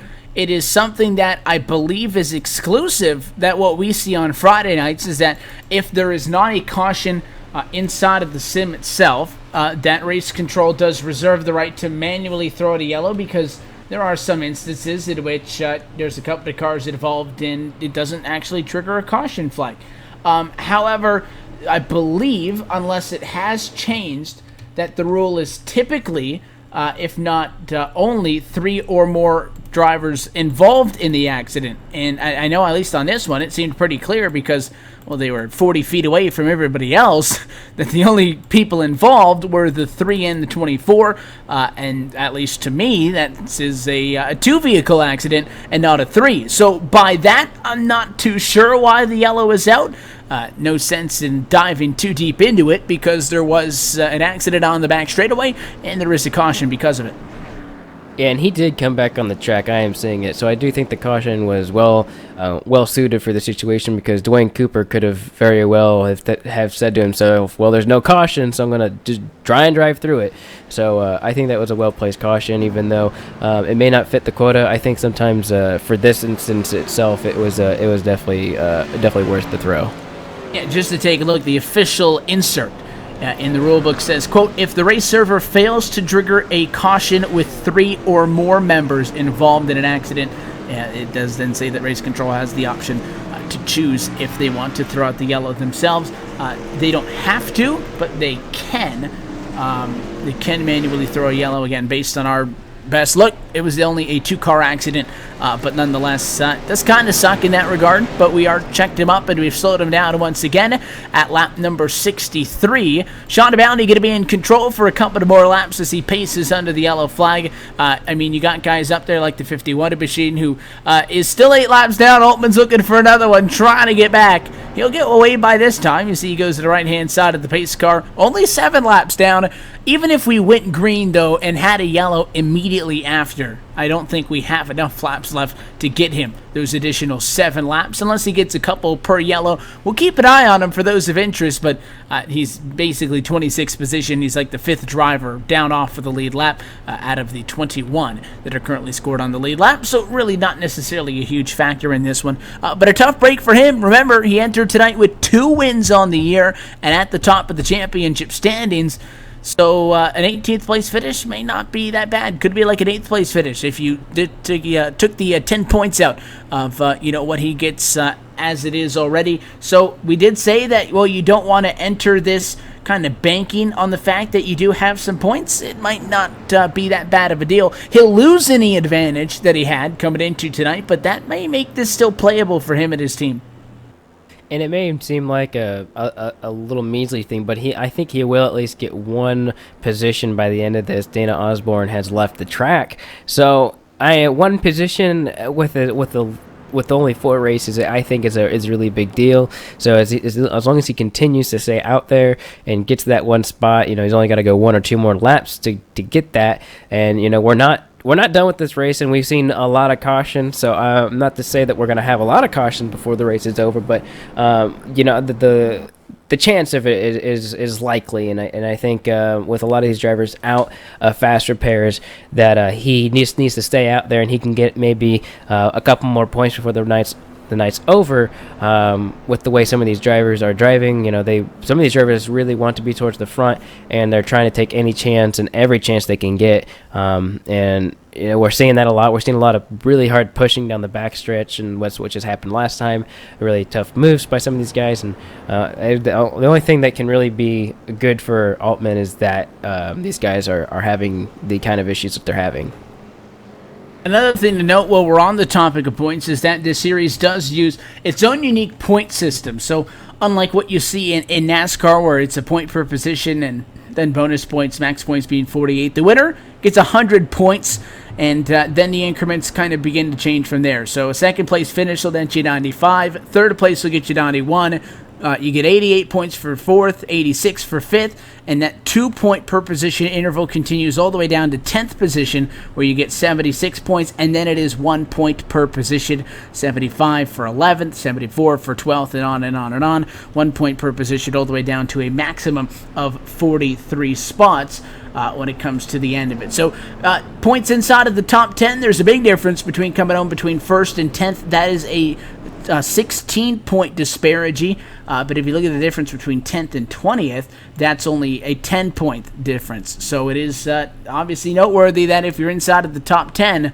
you got to get everything you can, get more bang for your buck, if you will. The lights go out on top of the pace car, so we'll get set to do it again, and this time with less than 30 laps to go. Yeah, Sean Bounty, he's been up front quite a bit today, and Scott Warren, I think this is the first time he's going to be on the front row for these restarts. You have Cooper, who made it out of that accident. We talked about how he almost got into the 24 car on the back straight. He was 20th at the time. He didn't come down pit road, and he's all the way back to 3rd. We talked about how if you took 4 tires earlier, and you maybe take none or take fuel only, that it'll only help you, and that's what we're seeing right now. We didn't have the longest green flag we had, green flag run that we've had all day, but it was a little bit of substantial for him, and I think he decided to roll the dice, and it might actually work for him. Also, again, now if you get a yellow and about 4 to 5 laps of a yellow flag cycle, a yellow takes the 6th out of what's left in this race. So now you're kind of in that point where I don't think you're going to see as many sporadic moves, because now every move matters significantly more, than whatever move you made earlier on in this race. So with that being said, do I think that these guys are going to take it any easier than what they have? No, probably not their MO. but it is going to be, I think, different. You're going to try to start to see, I think, guys, try to work with each other. If you've got a teammate by, now's the time that you kind of rely on them. Try to stick together and bumper to bumper on each other, trying to keep things nice and tight and try to control a lane, see what happens. So we'll see if anybody's able to do that. We haven't seen too much teamwork in that aspect so far to this point in this race. We'll see if it brings it out here and what could be one of the later race restarts. 65 laps down, we'll take 29 laps to go, headed for the green flag. And we only have 3 cars on that outside line as the American Ethanol green flag does roll out for these guys. The outside line has got to start working immediately, and they got to work hard too. As the 3 car does kind of pull out, that Paul Servant machine, they're working hard on that outside line, and they're going to get a couple more cars on the bottom. But since so many cars are damaged and so many cars are waiting for that wave around, there's not many cars starting on that outside lane, which is not good for the 76, the 32, and so forth. Will get the huge run off the back straightaway back into 3, and the 34, well, he's got nowhere to go, but he does have the lead right now. Basically a dead heat as they head off to turn number 3 this time. Still 22 trucks in a lead lap, but you do see things are much more spread out. There's really only 9 trucks a part of this lead pack. A group of 3 not all that far back, a group of 4 a little bit further off, but the lead pack of the fast trucks, really those who haven't had issues and don't have damage at the moment, it's starting to get thinner and thinner as the night goes on, and that means that there's less pushing help to go around. Probably won't see a third lane unless you get a couple of more trucks to join into this group. 3 on the bottom, 4 on the top, down in 1 and 2.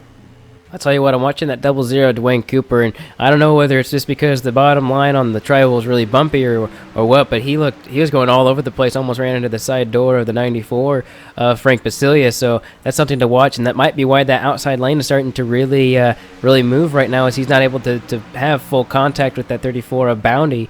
They're going to get back in 3 and 4, but outside of when they get off turn 4 and we go through the tri-oval, you might see it again, that 00. I don't know whether he couldn't get it that time or whether that's going to be a consistent thing with old tires, but that is really bumpy right through here. You're going to see the car start to shake just a little bit, and that's really hard, as we're going to see the 32 of Seth the Merchant. He goes out to that 3rd line, and the number 94, he goes right with him. Huge push from the 94, and that's going to leave that 76 in the sucker hole, and no one wants to be there because they're going to lose a lot of spots. But that outside line, they didn't really get that much as I thought it was going to be going. Eventually, that bottom line's where it's wanting to be right now. Yeah, I mean, there was a driver of the 3 machine who was right lined up to help him when the 76 was going to fall back to his bumper, and he actually got out of the way and went up to that 3rd lane, wanted nothing to do with the truck that was going backwards in the Earnhardt sucker hole. However, you do see Garrett Atwell on the 04 now leading the middle lane, and they've got a little bit of life back. Being side by side for the race lead makes it a lot harder to make a pass for that position than it is to come from behind. The guys in the middle have some momentum, but you got to get the pass, and I think before you hit turn 1, it's just a wall for the drivers on the middle on the outside lane going up the banking, and he'll come up about 1.5 feet short as the 34 Bounty keeps it on the inside.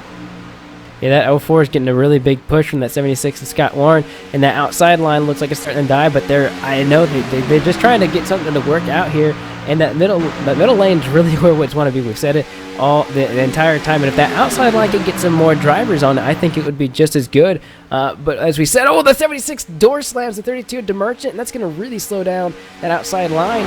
And like we talked about, that outside line is so inconsistent, it's hard to really want to follow it, as we're going to see maybe another driver follow and see with that outside line. That's the number 6 of Jared Haggerty, but not a huge push as they're 2x2 and 3x3, 2, 3, 4 rows deep. Now you're seeing that 3rd lane, though, because that second pack of 3 trucks did now group up. The last time at a start-finish on 15 trucks within a second of the race lead, so it is very much so one large pack at Talladega. Inside of 25 to go. Inside of the racetrack led by Sean Bounty. Middle charge led by Garrett Atwell and Seth the Merchant on that 3rd most lane.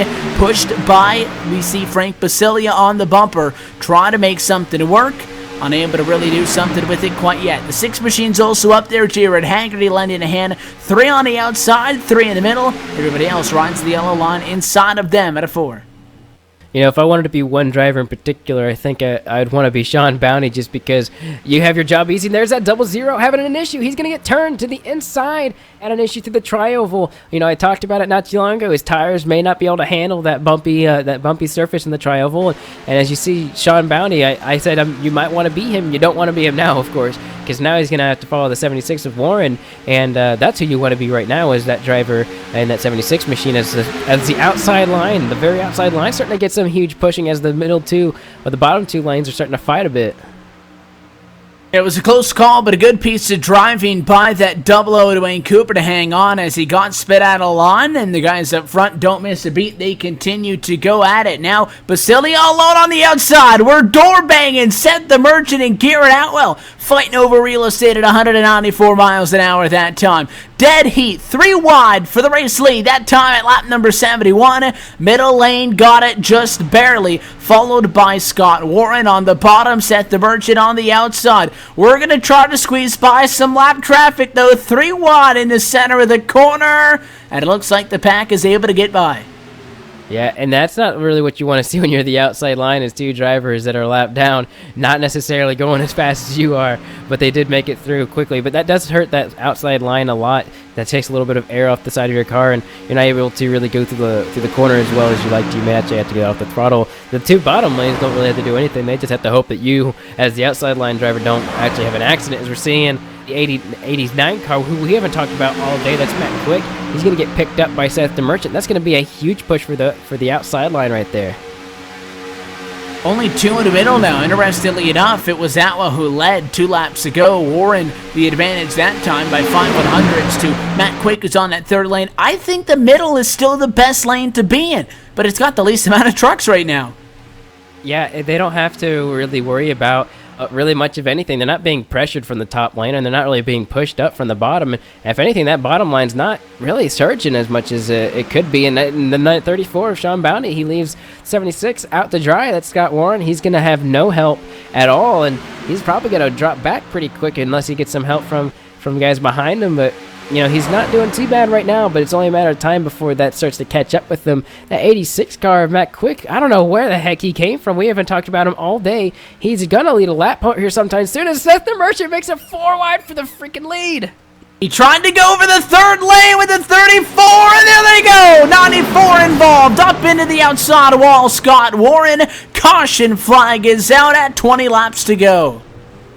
It was only inevitable with 4 wide ensued in front of him, and an amazing move in front of him. But some of these guys were trying to make their allegiances. The 34 and the 34 wanted to go with the same driver. They both wanted to go with the Merchant because they saw the momentum that he had, and well, it didn't work out, as you see. And a lot of cars, 4 cars caught up, I see, at least at this point.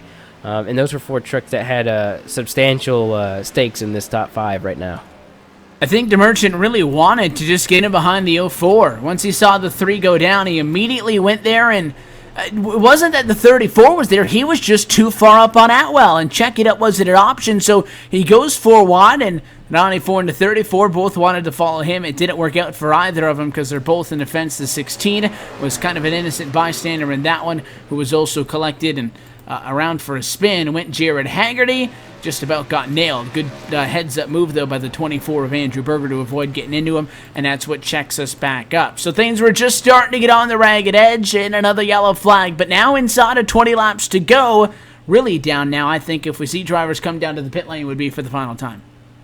Oh yeah, no doubt that this is going to be the final time unless we have another caution and they want to roll the dice on getting fresher tires and maybe having a better car. But we know that at these super speedway tracks, time and time again we see these guys every Friday that tires aren't such a big deal, especially at a place like Talladega. You can run just as fast with new and old tires. You may not have as much security in the corners, but you're definitely going to be just as fast. I think we may see a splash of gas, maybe right side tires from some of these guys, but I would be surprised if we saw 4 tires from all of these guys coming down to pit road. As here they come, Seth the Merchant leads them down pit road. Garrett Atwell is right behind him, and I believe the number 89, he's not going to come down pit road. That's 15 of Greg Hooks is not as well. Derek Walker is not going to, and Chris Piscini. A lot of guys are actually not coming down pit road this time. Might think that the yellow flags will help him to make it to the end of this one, but it will be no question for Seth the Merchant. He comes into the box, he gets gas, nothing else, he's fueled up and ready to go. He'll have no issues making it to the final 19 laps out of this race, but a handful of drivers do not pit. They choose to take the little bit of a gamble in exchange for track position. Paul Servant, followed by Matt Quick, Greg Hooks, Derek Walker, Chris Bassini, Travis Stewart, and Ray Rittenauer stay out under the caution flag. They'll be in control with less than 20 laps to go in the Puma Classic. When we return, we'll step aside once again, go LSRTV non-stop. You're watching LSRTV's continuing coverage of the Superspeedway Cup Series Season 13 Chase for the Championship at iRacing Live. Back to Talladega in a moment.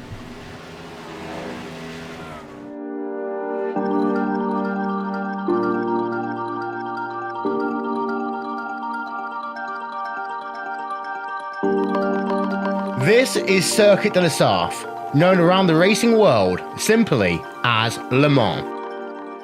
Since 1923, this track in western France has been home to the world's original 24-hour endurance race. Coupled with the likes of the legendary Indianapolis 500 and the Monaco Grand Prix, the 24 Hours of Le Mans is widely regarded as the world's most prestigious endurance race, and it forms a part of motorsport's Treble Crown. The first race was held on the outskirts of Le Mans back in 1906 and was called the French Grand Prix, the first Grand Prix of its kind. It was run on public roads, with one lap of the circuit stretching just over 103 kilometers. Then, in 1922, the secretary of the AECO, Georges Durand, was given 100,000 francs to facilitate and devise a new race for the region. Durand took this as an opportunity to stage something completely unheard of, a 24-hour endurance race that would push the modern race car to its limits, where manufacturers would prove their worth to the world.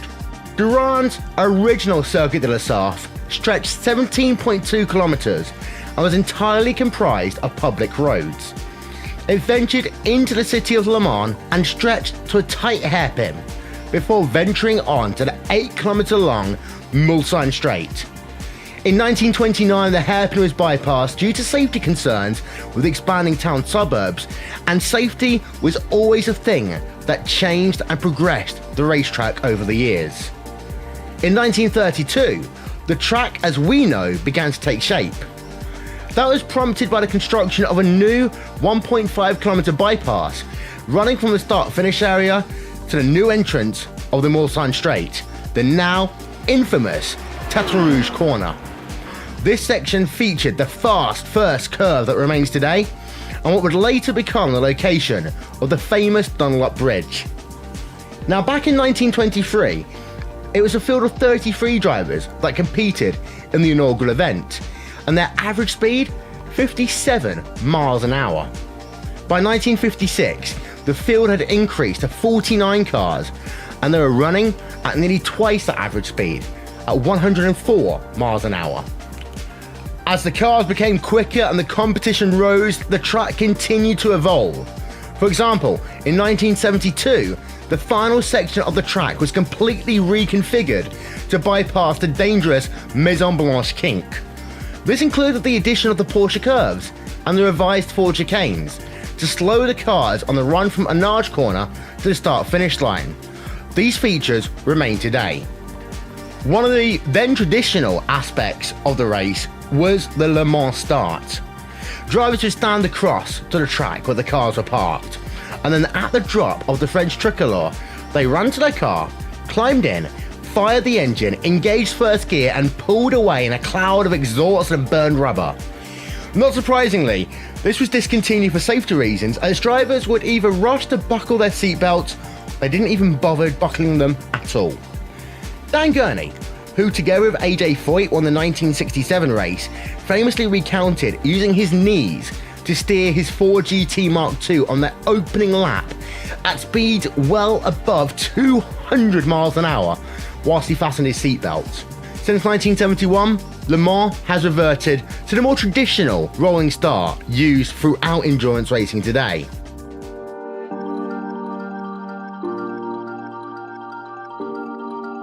Le Mans will ever be known as the proving ground for car manufacturers and a lifelong dream for drivers. It continues to rank as the pinnacle of endurance racing that inspires similar races to take shape around the world. Things like the 24 Hours of the Nürburgring, or the 24 Hours of Spa, or the Rolex 24 at Daytona. But there will only ever be one Le Mans.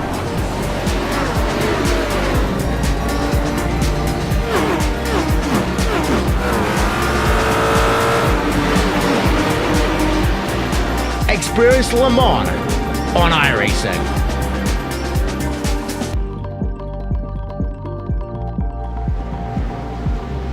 Pace car ducks off to the pit lane, and we've got 78 laps behind us this time by. And what could be the final restart on the night for the 3 of Paul Servant in control of the 22 truck field. Green flag. Now lap number 7 and on to the works as we go to turn number 1, side by side with Rittenauer, and as well you got guys like DeMerchant stacked him up. The 77, Travis Stewart, he's got a fixed truck and he's back in this. Could be the final run to the end of this one. 15 laps to go in the Puma Classic next time around as we hit the backstretch, still trying to get up to speed at 180. Yeah, look at that number 77 car. We talked about how he had a really bent-in back bumper, and now you can see that bumper's fixed with that fixed repair, and that car's going on really good now. It's a really good choice to wait until later on in the race to fix that truck, and he's got a really good pusher behind him, and he's really pushing it. Oh, looks like we lost somebody there on the bottom. Don't know if he's coming back. Regardless, oh no, he came back in the wrong place in time, and he's gonna be sucker hole down the middle. And that's going to be a huge hole for DeMerchant to come right down under the 77 of Stewart. 3 wide and 2 lanes of traffic amongst them. The 77's going to be the odd man out. He gets pushed up and out of the way. 3 wide we go. In fact, though, the 3rd lane, not really a lane at all. Travis Stewart drops like a rock to the back of the pack. There'll be 2 wide on his inside to be able to stay doubled up and go for the race lead. 80 laps going to be complete. 14 laps to go next time around. Can Matt Quick get a push from the 20 at Eric Walker to get to the race lead? Not enough to clear him, but look for the big run out of 4 to help him out. Yeah, Matt Quick, we talked about him right before that caution flag came out. He got lucky not to get clipped by some of those drivers in that wreck, and he's right up there front. He made the right choice to come towards the front at the end of the race, and he's not the only one. The 2 guys right behind him also did the same. Rick Walker, he's up towards the front at the beginning of the race, got in a wreck, decided, I'm going to wait a little bit, come back to the front now. He's doing a big pusher, and he's got another big pusher right behind him. And look at the 78 of Josh Ball. He's back in it. He had a huge mishap in early beginnings of the race, and he's back in it. We got a lot of guys from the beginning of the race that had mishaps. They're coming back now. 89, 3/4 of a truck length to the good, but again, that's just not enough to be able to get clear to make the move. Now, again, at this point, I'm not sure he even wants to go down to the bottom. That middle lane, or right now, we're only 2 wide, the top lane, may be good enough. Nobody said you had to clear somebody to get a race win. You just have to have a nose in front, but they lost a lot of momentum that time, and the 89 gets turned. He tags the 87, and it's on from there. Oh, just about everyone behind him got in it, too. This is a huge wreck, and I think a lot of these guys don't have fast repairs. This is not good for a lot of these drivers. I think only about, I'm seeing 1, 2, 3, 4, 5 trucks made it out of that caution or out of that wreck alive, and they had some wrecking afterwards. I think Rod Flag got a little bit of rear end damage. The 76 had a little bit of rear end damage and a little bit of right front damage. Those guys don't have as much, but some of these guys, big damage for some of these guys. It's a tough break, and again, they all kind of brew out of nowhere, and very quickly things were going fine up front, and the guys in the outside lane for the 20 machine there, they lost a lot of momentum in 3 and 4, and the 20 kind of jumped ship, and he tagged the 89. I mean, he just got him in the quarter panel, and Seth the Merchant back end up in the air, probably one of the bigger accidents we've seen tonight. Yeah, and he's lucky he didn't go up and over and on his roof, because it's not that easy for these guys. It's not easy for these guys to get back onto their wheels with how flat and how these trucks just are designed. So lucky not to go over, because that would be about a 2-minute towing. He does have that fast repair he's going to take now. He's one of the only drivers to still have one. as we're going to see some other drivers come down. And it's extremely important to get your truck fixed up as much as possible because of the aerodynamics. If you even have a little bit of damage, it's going to slow you down tremendously. Even in this draft, as we see time and time again, we're seeing a lot of trucks come down for damage repairs. And some of these guys, I think we're going to see the last of the fast repairs. I'd be surprised if any of these drivers had fast repairs at the end of this, as we've just seen a lot of wrecks and a lot of guys be involved. In and out of the box for those who come down pit road right now, or somebody who is able to hang on to his quick fix. He doesn't even bother with tires or fuel. He comes into the stall, he gets his quick fix, and he gets back out on the racetrack, and he's ready to rock and roll. So they'll try to limp their way back around for those who don't have that kind of a luxury. You've only got about 8 trucks up front that weren't involved in that accident. The issue with a lot of the problems we've been seeing tonight is a lot of them also have been starting up inside the top 5, up at the front of the field. Most of the nights, we don't really see that as an issue. In fact, it's kind of, kind of a thorn in the side of the guys in the lead pack because they're battling up at the front of the field, and you'll see an accident from the people who are hanging way back. Not the case tonight. A lot of problems stemming from the battles for the race lead. And for as many cautions that we've had, I'm surprised we still have 22 cars in the lead lap. I'm sure somebody like Jay Altman really wants more of these guys to be actually out of the race or have at least a little more trouble on pit road with fixing their car. Not the case that fast repairs really helped some of these guys, but nonetheless, the guys that have used their fast repair aren't really gonna have a good day still. They're still gonna be real slow on these restarts, as we saw the 77 of Travis Stewart earlier. But yeah, like you said, only about 8 trucks not involved, or at least not severely involved. We see that 89 has some damage. He's in 3rd place. He has some left rear damage on the truck. The 00, he had front end damage before the wreck. I don't know if he got more, but there's not very many trucks out here that don't have damage right now, and those guys who don't have damage are really actually going to have an easy time of passing some of these guys, just because of the drag that the damage does cause for some of these trucks.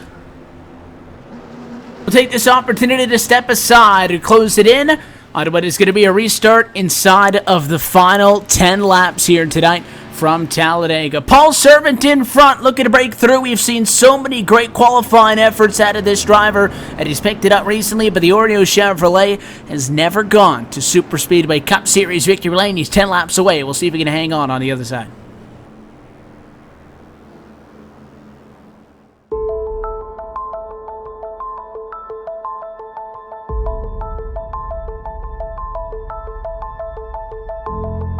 You know, the straights are unbelievably long. The first time you come here, everyone tells you, you'll be flat out 6th gear for 20 seconds. First time I was here, I lifted halfway down the straight. I didn't believe that it was still going. I was waiting to brake, and I was back on the power. And the Porsche curves are extremely fast and extremely narrow, so it's a tricky track, and every year I've come here, you learn something new every time.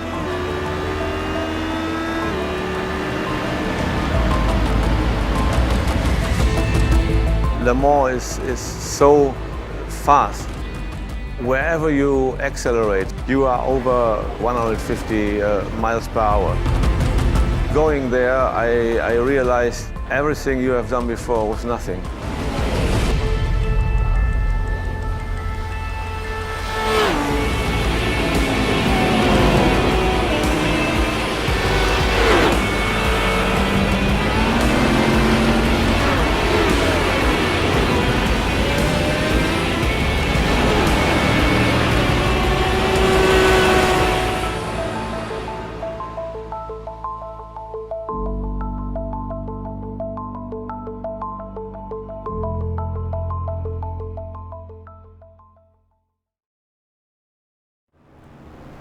Welcome back to the Talladega Superspeedway right here on LSRTV and iRacing Live. Cisco Scaramuza stepping into the booth. Evan had to go catch a flight there. He had a little bit of schoolwork to catch up on, so I'll take over. But up here with Austin Coop. And Austin, we look at the time left remaining in the session.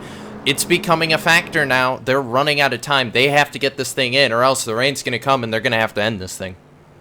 Yeah, and that's a big deal for some of these guys.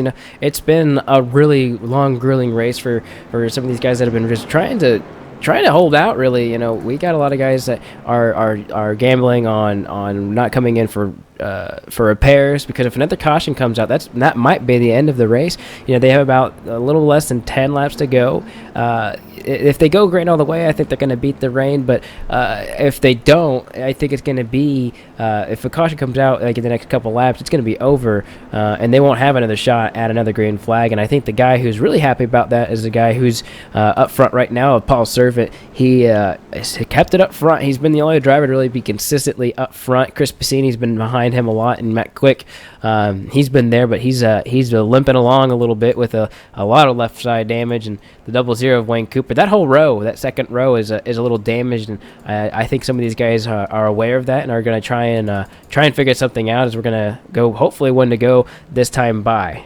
Yeah, these guys are going to have to start speeding it up. But we look at kind of the names that we see up front. These aren't names we're normally used to seeing. Obviously, Paul Servant, he's been Mr. Qualifying as of late. He's actually up here towards the end of this thing. I think that 3 truck's going to have a lot of speed. You look at Passini, he's one of our chasers in this event. He has been fast all season. Keep an eye on that one. Matt Quick, story of the year. He's back in the series after suspension, after some shenanigans that happened. He's back in the series. Then you have Dwayne Cooper, who also we don't really see up front a whole lot. Roger Stewart, Jared Haggerty, who has had probably the worst luck of any driver I've ever seen in a series, bar none. 6th, we're going to go back to 8th. Brandon Cruz Montevise, who's right back up there. Last great finish that I can remember was back last year at Daytona 07. He's having a great night tonight. Look at Seth the Merchant. He's up there as well. He's somehow made it through all these wrecks. I have no idea how. Then you look back, Ray Rittenauer and Greg Hooks out your top 11. Then you start seeing the names we're used to seeing. Atwell, Basilia. We mentioned Hooks. We mentioned Wofford. All these guys. Josh Ball. These are the guys we're used to seeing up here. Will they be able to get through some of these newer faces up to the front of the field? And, amazingly enough, that we still have about 22 cars on the lead lap, which is stunning for the amount of cautions that we've had. I think we've had, this will be our 8th caution this time around. And a lot of these guys are worried about is that time, and I think a lot of these guys don't want another caution. I think every single driver has used their fast repair, and I think they haven't used their fast repair. They are damaged out there on the track, and that's the big worry, is that they may be down on power. And drivers like Theft the Merchant, who just got their quick repair, the number 54, Montevise, who came back from 2 laps down, I think 3 laps down actually, are really kind of smiling ear to ear because they've got a second chance at this thing, and they're looking for a top 5 finish, if not the win, with the luck that they're having. They have a second chance, but they still have to get through these cars to get back up to the front of the field. The American Childhood Cancer Organization Ford Mustang pace car gets set. It's going to make that left turn. There it goes down to the inside. Now we wait for that green flag. 1,000 feet further is the start-finish line here. We always have to bring it up because usually it plays a part in these finishes. Paul Servant on the inside. Chris Passini on the outside. Green flag back in the air. We're back underway here from Talladega. And a huge checkup on that outside lane. We talked about how damage was going to be a big deal. The Merchant gets caught up in the middle lane. That outside lane, look how big it's surging. And that 32's got to find a way to get out of that sucker hole that he's in. He's surrounded by drivers with big damage. But out front, it's the 3 and the 1. They're battling just them two, as they're going to have a huge freight train on the far outside with that number 1 of Chris Passini. You saw that. He could have blocked, but it's too late. As the Merchant comes up to the 3rd line as well. Here comes a lot of guys on the outside line that have no damage, and the sucker hole is almost like the entire bottom half of the track. Yeah, and the 15 going to drop down in front of his teammate, Dark Horse Incorporated. 1-2 right now as they head through 3 and 4. Servant surging on the inside. They're going to go 3 wide there. It's going to get really tight. Passini gets put in the middle, but he's going to have help from the 32 of DeMerchant, who looks like he just hit the NOS button. He is flying through this tri-oval, and Chris Passini's going to lead this lap just barely ahead of his teammate, Greg Hooks. What a huge push from that number 32 truck. If he didn't make that move, that number 1 of Frassini, he would have been out to dry. So that bottom line, it is surging a little bit. But remember, we talked about that middle line, middle high line right now at this point. It's really where you want to be. It's the fastest around the track. It doesn't have. The bottom is where you really want to be when you think about it, but the high line has so much more momentum in the bottom line, and that's really starting to prove dividends as we get longer into these runs. Through 3 and 4 right now. Time starting to run out on these guys. They have to go, and they have to go now. Teammates leading both lines. Greg Hooks on the inside, Chris Bassini on the outside, Basilia trying to go anywhere he can. He doesn't know where to go. He had his teammate behind him, but Josh Ball looks like he just doesn't have enough car left in that truck. It looks pretty damaged. I don't know if he'll be able to do anything, but a great run there with help from the 87 of Rittenauer. Rittenauer going to drop in behind the 78. Now Basilia going to jump to the inside. Side by side second row. Greg Hooks is losing steam as they come out of the corner, but Seth DeMerchant trying to get that one car back up there. Yeah, Chris Bassini lost a lot of momentum. I don't know whether they got unhooked for there a second. But that 78 Josh Ball, we talked about him, how he's coming back. I'm amazed that truck's still running. It may even blow up before the end of the night. We got about 5 laps to go this time by, and he's still rolling, and he may even be a factor in the finishing order of this because he's going to be right there on the bumper of DeMerchant. But I'll tell you, with these trucks, you can't stay up with that close to them with that damaged of a car for long because it's probably going to blow if he stays locked up with him even for maybe even half a lap. He's got to be careful. He's got to peek out for some air, and that's the same for DeMerchant as well. You know, I know he has a brand new truck, but if he stays up there too long behind the number 1 of Bassini, he may be ending up with a problem. And that's the 3 truck. The 3 truck's a little wiggly right there on the inside, and that gives enough room for that outside line to have the momentum it needs. Watch that 78. He's got a teammate back there in Frank Basilia. They could try something. Those are the 2 sets of teammates we see, the 78 and the 94 and the 15, the 1. Right now, Dark Horse does have the upper hand. They're leading both lines. It gets really tight there in 3 and 4. Paul Servant flowed up the track just a tad. Didn't really get into the 32. Looked like he did, but I don't think there was any formal contact. Nonetheless, Greg Hooks get a huge push from that 3 of Paul Servant. He's going to get the lap this time, but right now, the advantage is to those Dark Horse cars. They lead both lines. Either way, as it stands right now, one of those 2 are going to go to victory lane. 3.5 laps to go when they come out of 2. Yeah, they're not gonna let this slide away. You know, 2 teammates controlling the first 2 lanes. That's as simple as it gets. When you're 1-2, well, first outside and low lane, you basically can control it. If they're talking together, which I know they are, they say, hey, if the 32 goes high, go high. Don't block him and make sure that one of us at least gets to the start finish line. The only bad thing about that is that the bottom line is getting such a big push that it may be in Paul Servant's hand to outreach it and go to that second lane, as you're seeing him get a little loose, get a little wiggly. He's gonna get turned and hit right into Seth DeMerchant. That's it. And it's over. It is over.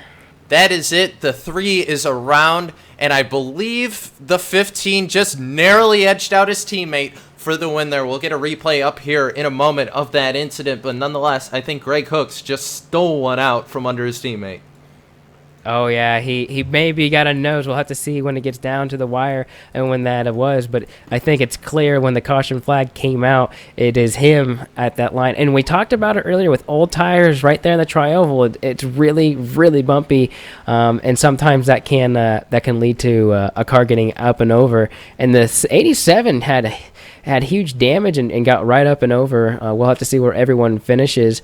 But wild finish here, and I think this is one of the most wildest finishes we've seen. But this is what those chase formats do. They create really intense racing for everybody.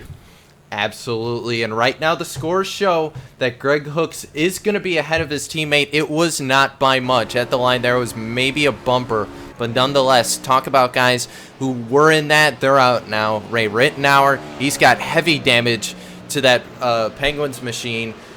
The 78, he's got damage. Most of these guys have damage here, but Greg Hooks and his teammate Chris Passini are looking like they're going to be 1-2 at the end of this thing, and of course the time clock is probably going to run out on these guys before they get back to the line to finish this thing.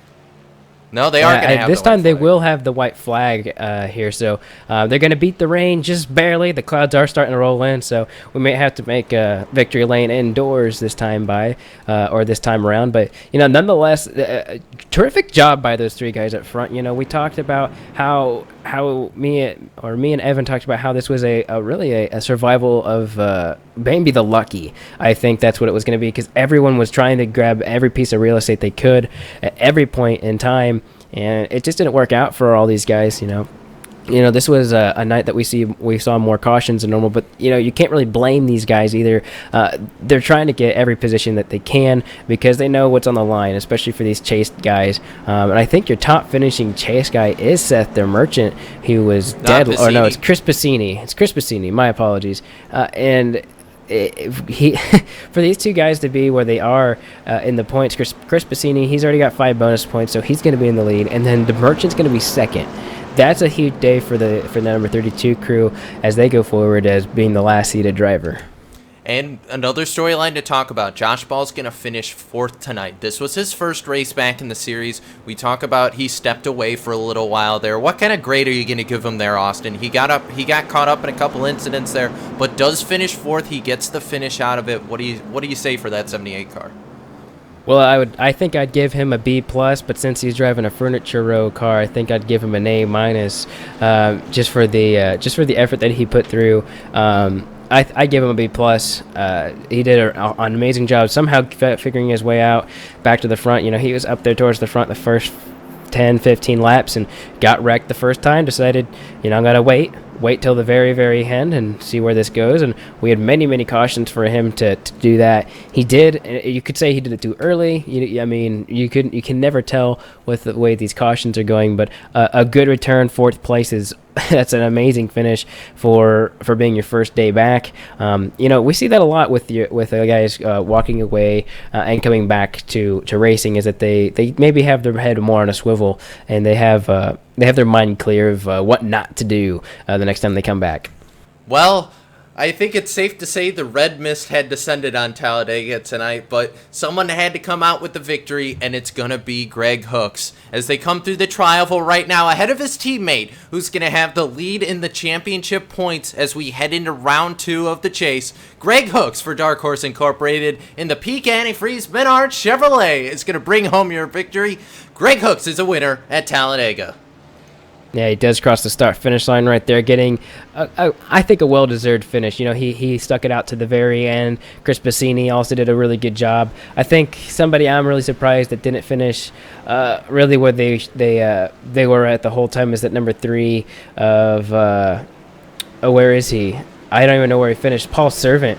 He's all the way back in 22nd. That's a guy who had a big hit in this race, and I was really looking forward to doing good. And I don't know what they're doing right now, but it looks like they're either even having post-race festivities or just getting the rest of the wrecking out from what they had. I thought they had enough during the race, but nonetheless, they're having a little bit of fun. But other than that, a good race from these guys. I think Chad was on the radio, told him to back in the fence a little bit there, Coop. So we'll have to take a look at those cars. But either way, Greg Hooks is your winner here from Talladega. We're going to step aside for a moment, give these guys a chance so we can catch up with them in victory lane. This was the Puma Classic here from the Superspeedway Cup Series. We'll be back in a moment here on iRacing Live and LSRTV. Don't turn away. Post-race interviews are next.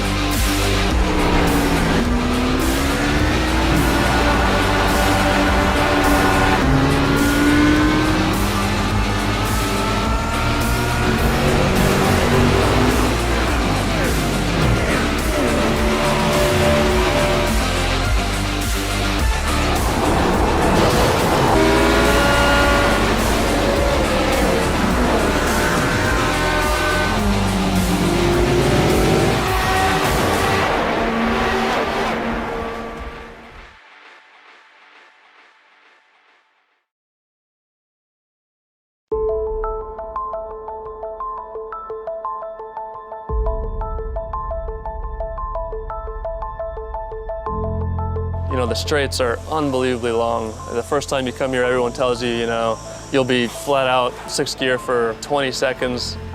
First time I was here, I lifted halfway down the straight. I didn't believe that it was still going. I was waiting to brake and I was back on the power. And the Porsche curves are extremely fast and extremely narrow, so it's a tricky track, and every year I've come here, you learn something new every time.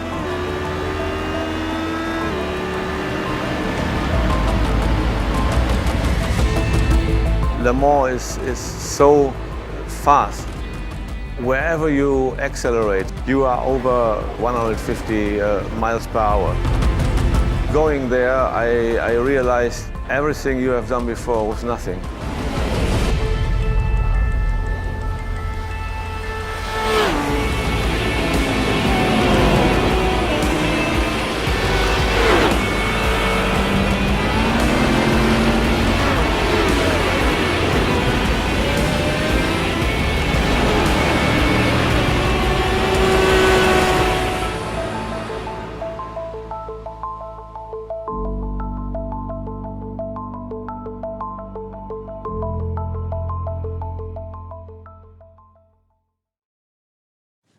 So cool, yeah. Nate, what are you working on at the moment?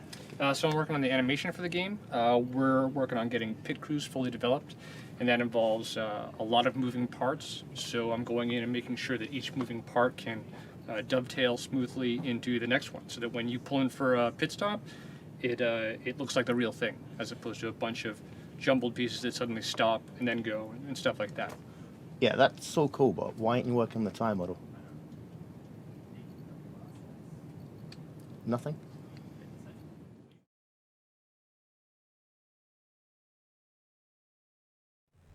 Welcome back to LSRTV's coverage of the Superspeedway Cup Series live from Talladega. Well, we put the cars away. The rain has started to come down, but we made it right before the rain started to hit, and Greg Hooks is going to bring home your victory here for the Puma Classic. I guess we're going to take a look at your full field rundown, Austin. It was a long one, but they made it through, and at the end of the day, Greg Hooks came out on top. Yeah, Greg Hooks gets that all-important victory with his teammate Chris Pacini right behind him. Seth the Merchant gets the all-important podium spot that was left. Josh Ball makes a comeback and gets 4th. Garrett Atwell finishes 5th. Rodney Wofford, where did he come from? He somehow made it up to the top 10 by the end of it. I don't think we said his name all day. 6th place goes to him. Monsivice gets a 7th place finish. Andrew Berger. 8th, Jared Haggerty gets 9th, and Dwayne Cooper gets 10th. 11th's going to go to Rod Flagg in that 60 machine. Derek Walker, not the night he was looking for, but still finishes a respectable 12th. 13th going to go to Roger Stewart. 14th will go to Frank Basilia. 15th to Matt Quick. 16th, Ray Rittenauer in 2nd. 17th to Scott Warren. 18th going to go to Matthew Welsenbach. 19th's going to go to Ramon Evans. And 20th going to go to Brandon Chaburko. Travis Stewart looked like he had a comeback race just like the number 78, but he finishes out 21st, a lap down, followed by Paul Servant. Unbounty Dan Harrington, 24th. Jay Altman is going to finish 25th. Dana Osborne, 26th. Corey Henry, 27th. Glenn Hedrick is going to finish out 28th. Josh Hanner, 29th. Mark Jorgensen Jr. finishes 30th, not the night he was looking for in the points. And Larry Camp finishes out 31st, 86 laps down. Well, we're going to take it to our race winner. Well, we're going to take it to Cisco, who's going to take it to our race winner of Greg Hooks. Yeah, I've caught up down here in victory lane. Greg Hooks got the champagne out, sprayed everyone in the crew. But, Greg, you made it through this one. I said it during the broadcast. The red mist was kind of out there tonight. How was the race for you? And it was pretty well. We were up front most of the race. We got a lot of luck there. Some of the wrecks early on, I don't know how I made them through it. We had a horseshoe in the car or truck or something, but we were able to. We had some internet problems there at the end, dropped me to the back, but I was able to take my reset, get back up front, and had help from Frank there in that last restart to get up and get clear of the top 2. Absolutely, and we talk about teammates. A great day for Dark Horse. 1st and 2nd, 6th, and I believe 12th is going to be given to Derek Walker. You guys had a great showing out here tonight. Is that kind of shades of what we're going to see more and more as the chase goes on? Yeah, that's what we planned on. We had problems with Tanner earlier in the race. He got knocked out. But once I got up front there, it was just about me and Chris battling out for the win. Of course, he's running for the championship. I messed my season up, so I'm not in that battle. But I was glad to get back in victory lane, but even more importantly, get him a decent finish so he can build on his championship run here. And I do have to ask, you did bring it up, are there tickets being sold now for Josh Hanner Airlines? Because holy cow, he took one heck of a ride. I don't even Oh, know if I got he to flew see over that. the He whole flew? pack, dude. Oh, man. I know I saw a couple of them get really airborne there in the race. From what I'm hearing, Seth went on a pretty good ride there on that last one, too. So something with the aerodynamics tonight. People were launching off, I guess. Well, either way, you made it through here, the Peak Menard Chevrolet. You brought it to victory lane. Sponsors, shout-outs. Who gets it done for you, Greg? Yeah, I want to thank Rod, of course, for everything he does. All of you guys at LSRTV for the broadcast. Chris, first off, for the Peak Menards paint scheme. He does a great job with the Dark Horse Racing paints. I want to thank Hanner, Corey Henry, Ronnie Wofford. I want to thank Derek Walker. He lost his grandma recently, so I want to send a shout-out to his family. We're thinking about them, and it's nice to get back in victory lane. Absolutely. Well, Greg Hooks, he's going to bring home your win here, and I'm going to toss it down to pit road, where Austin Coop is caught up with Steve Park. Oh, no, that's Chris Bassini. Yeah, that's Chris Bassini in the Steve Park inspired truck with Dark Horse Racing. You get 1-2 tonight, Chris, and more importantly, you're now leading the points with a good cushion with that 5-point buffer over Seth the Merchant, who does finish out the race second. That now means a lot more to you, I'm sure, with those 5 extra bonus points. Yeah, I'm not gonna believe in it yet because anything can happen in the chase. I've made the chase for the past 4 or 5 seasons, I think, and every time, whether it's 1, 2, or 3 races in, something happens where it just takes me out of the loop. So I'll enjoy it now, getting Greg another win. But yeah, as far as the chase goes, I don't even want to think about it right now. Well, going back to the race then, we'll put the chase aside for the moment. Speaking of just the race alone, on that last caution where it was both you and Greg Hooks almost side by side, nose to nose for the win, it was looking like you had him almost until that wreck was happening. Go through it with us, what was happening behind you, and whether we thought you actually had it at first until the results came along. But how close was it in your eyes were you to winning that race based on the caution? Honestly, I really didn't want to win the race. I get more enjoyment out of helping a teammate get the win or getting them up there to give them a shot. For me, that's the better part, because winning will come when it comes. If I get the shot, fine, but if I can get a teammate there, even better. So. And if you're not going to win, you're in the best position right after that second, and you do get a 1-2 finish. Chris, you can't do it alone. You got your Greg Hooks, or Greg Hooks is your partner all the way today. But who else can help? Who else makes it happen for you on this Pennzoil #1 machine? Well, like Frank always says, you got to thank your smoking hot wife first. So I want to thank her for letting me race on Friday nights.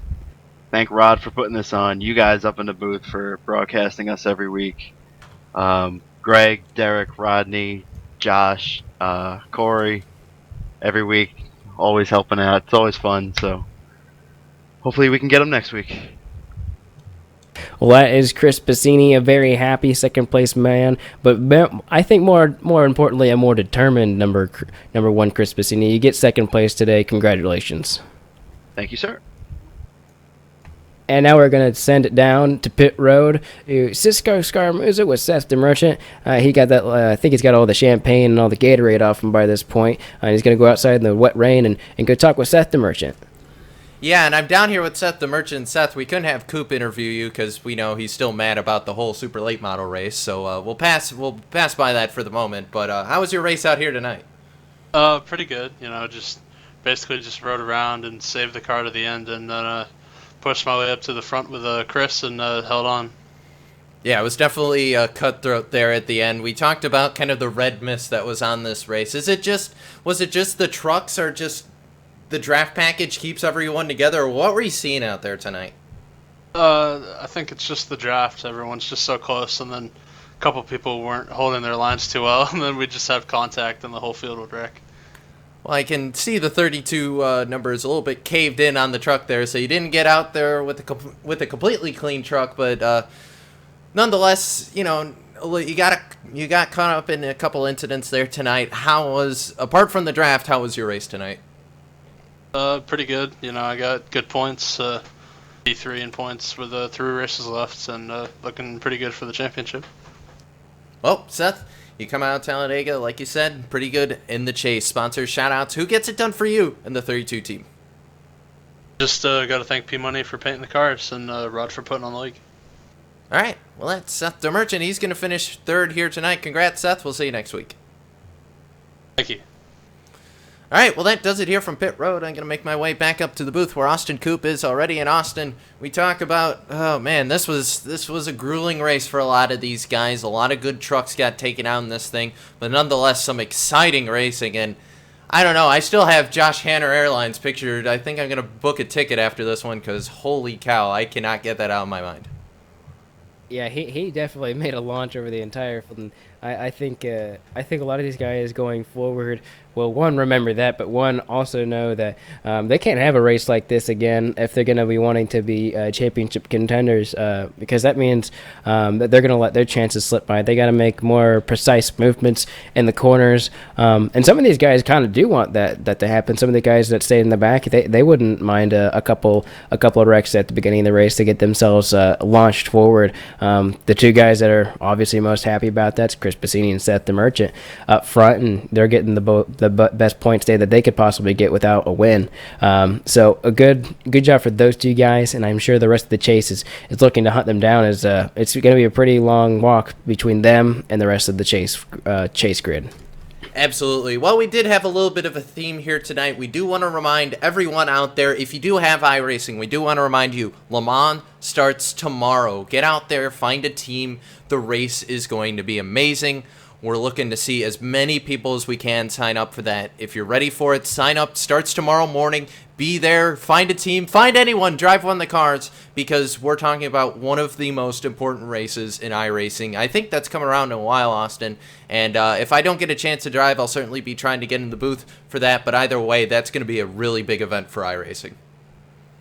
Yeah, I'm starting on a team here soon. A couple mismatched drivers here and there, but nothing that's come to. But I'm definitely looking forward to it myself. I know a couple of the guys from my personal group of drivers. We're looking forward to trying that ourselves and looking to practice sometime soon. It's going to be a big race, as Cisco just alluded to. Nothing bigger than Le Mans. In 24 hours of race, I've done the Daytona 24 hours and did a very good finish. And these are really fun races for me, for everybody. And really, when you're done with these kind of races, it just kind of gives you a feeling of achievement here. Absolutely. Well, that's going to do it for us here from Talladega Superspeedway. I want to thank everyone who made this broadcast possible. Of course, Evan Pasoko here, who was covering the lead chair for the first half of this race. Austin Coop, and for myself, Cisco Scaramouche. We want to thank everyone involved with LSRTV as well. Andy Kessler, Laura Lawson. But, of course, our thoughts and prayers do go out to Derek Walker's family as well. We are thinking about you guys.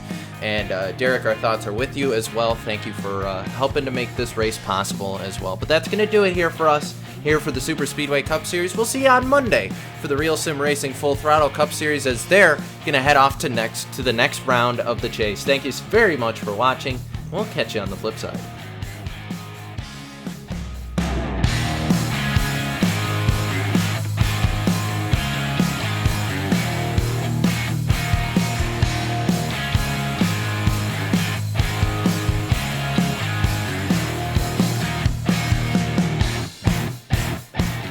This copyrighted broadcast is presented under the authority of LSRTV LLC and iRacing.com Motorsports Simulations and may not be reproduced, retransmitted, or used in any form, nor the accounts and descriptions of this event disseminated in any way without the express written permission of Live Sim Racing TV.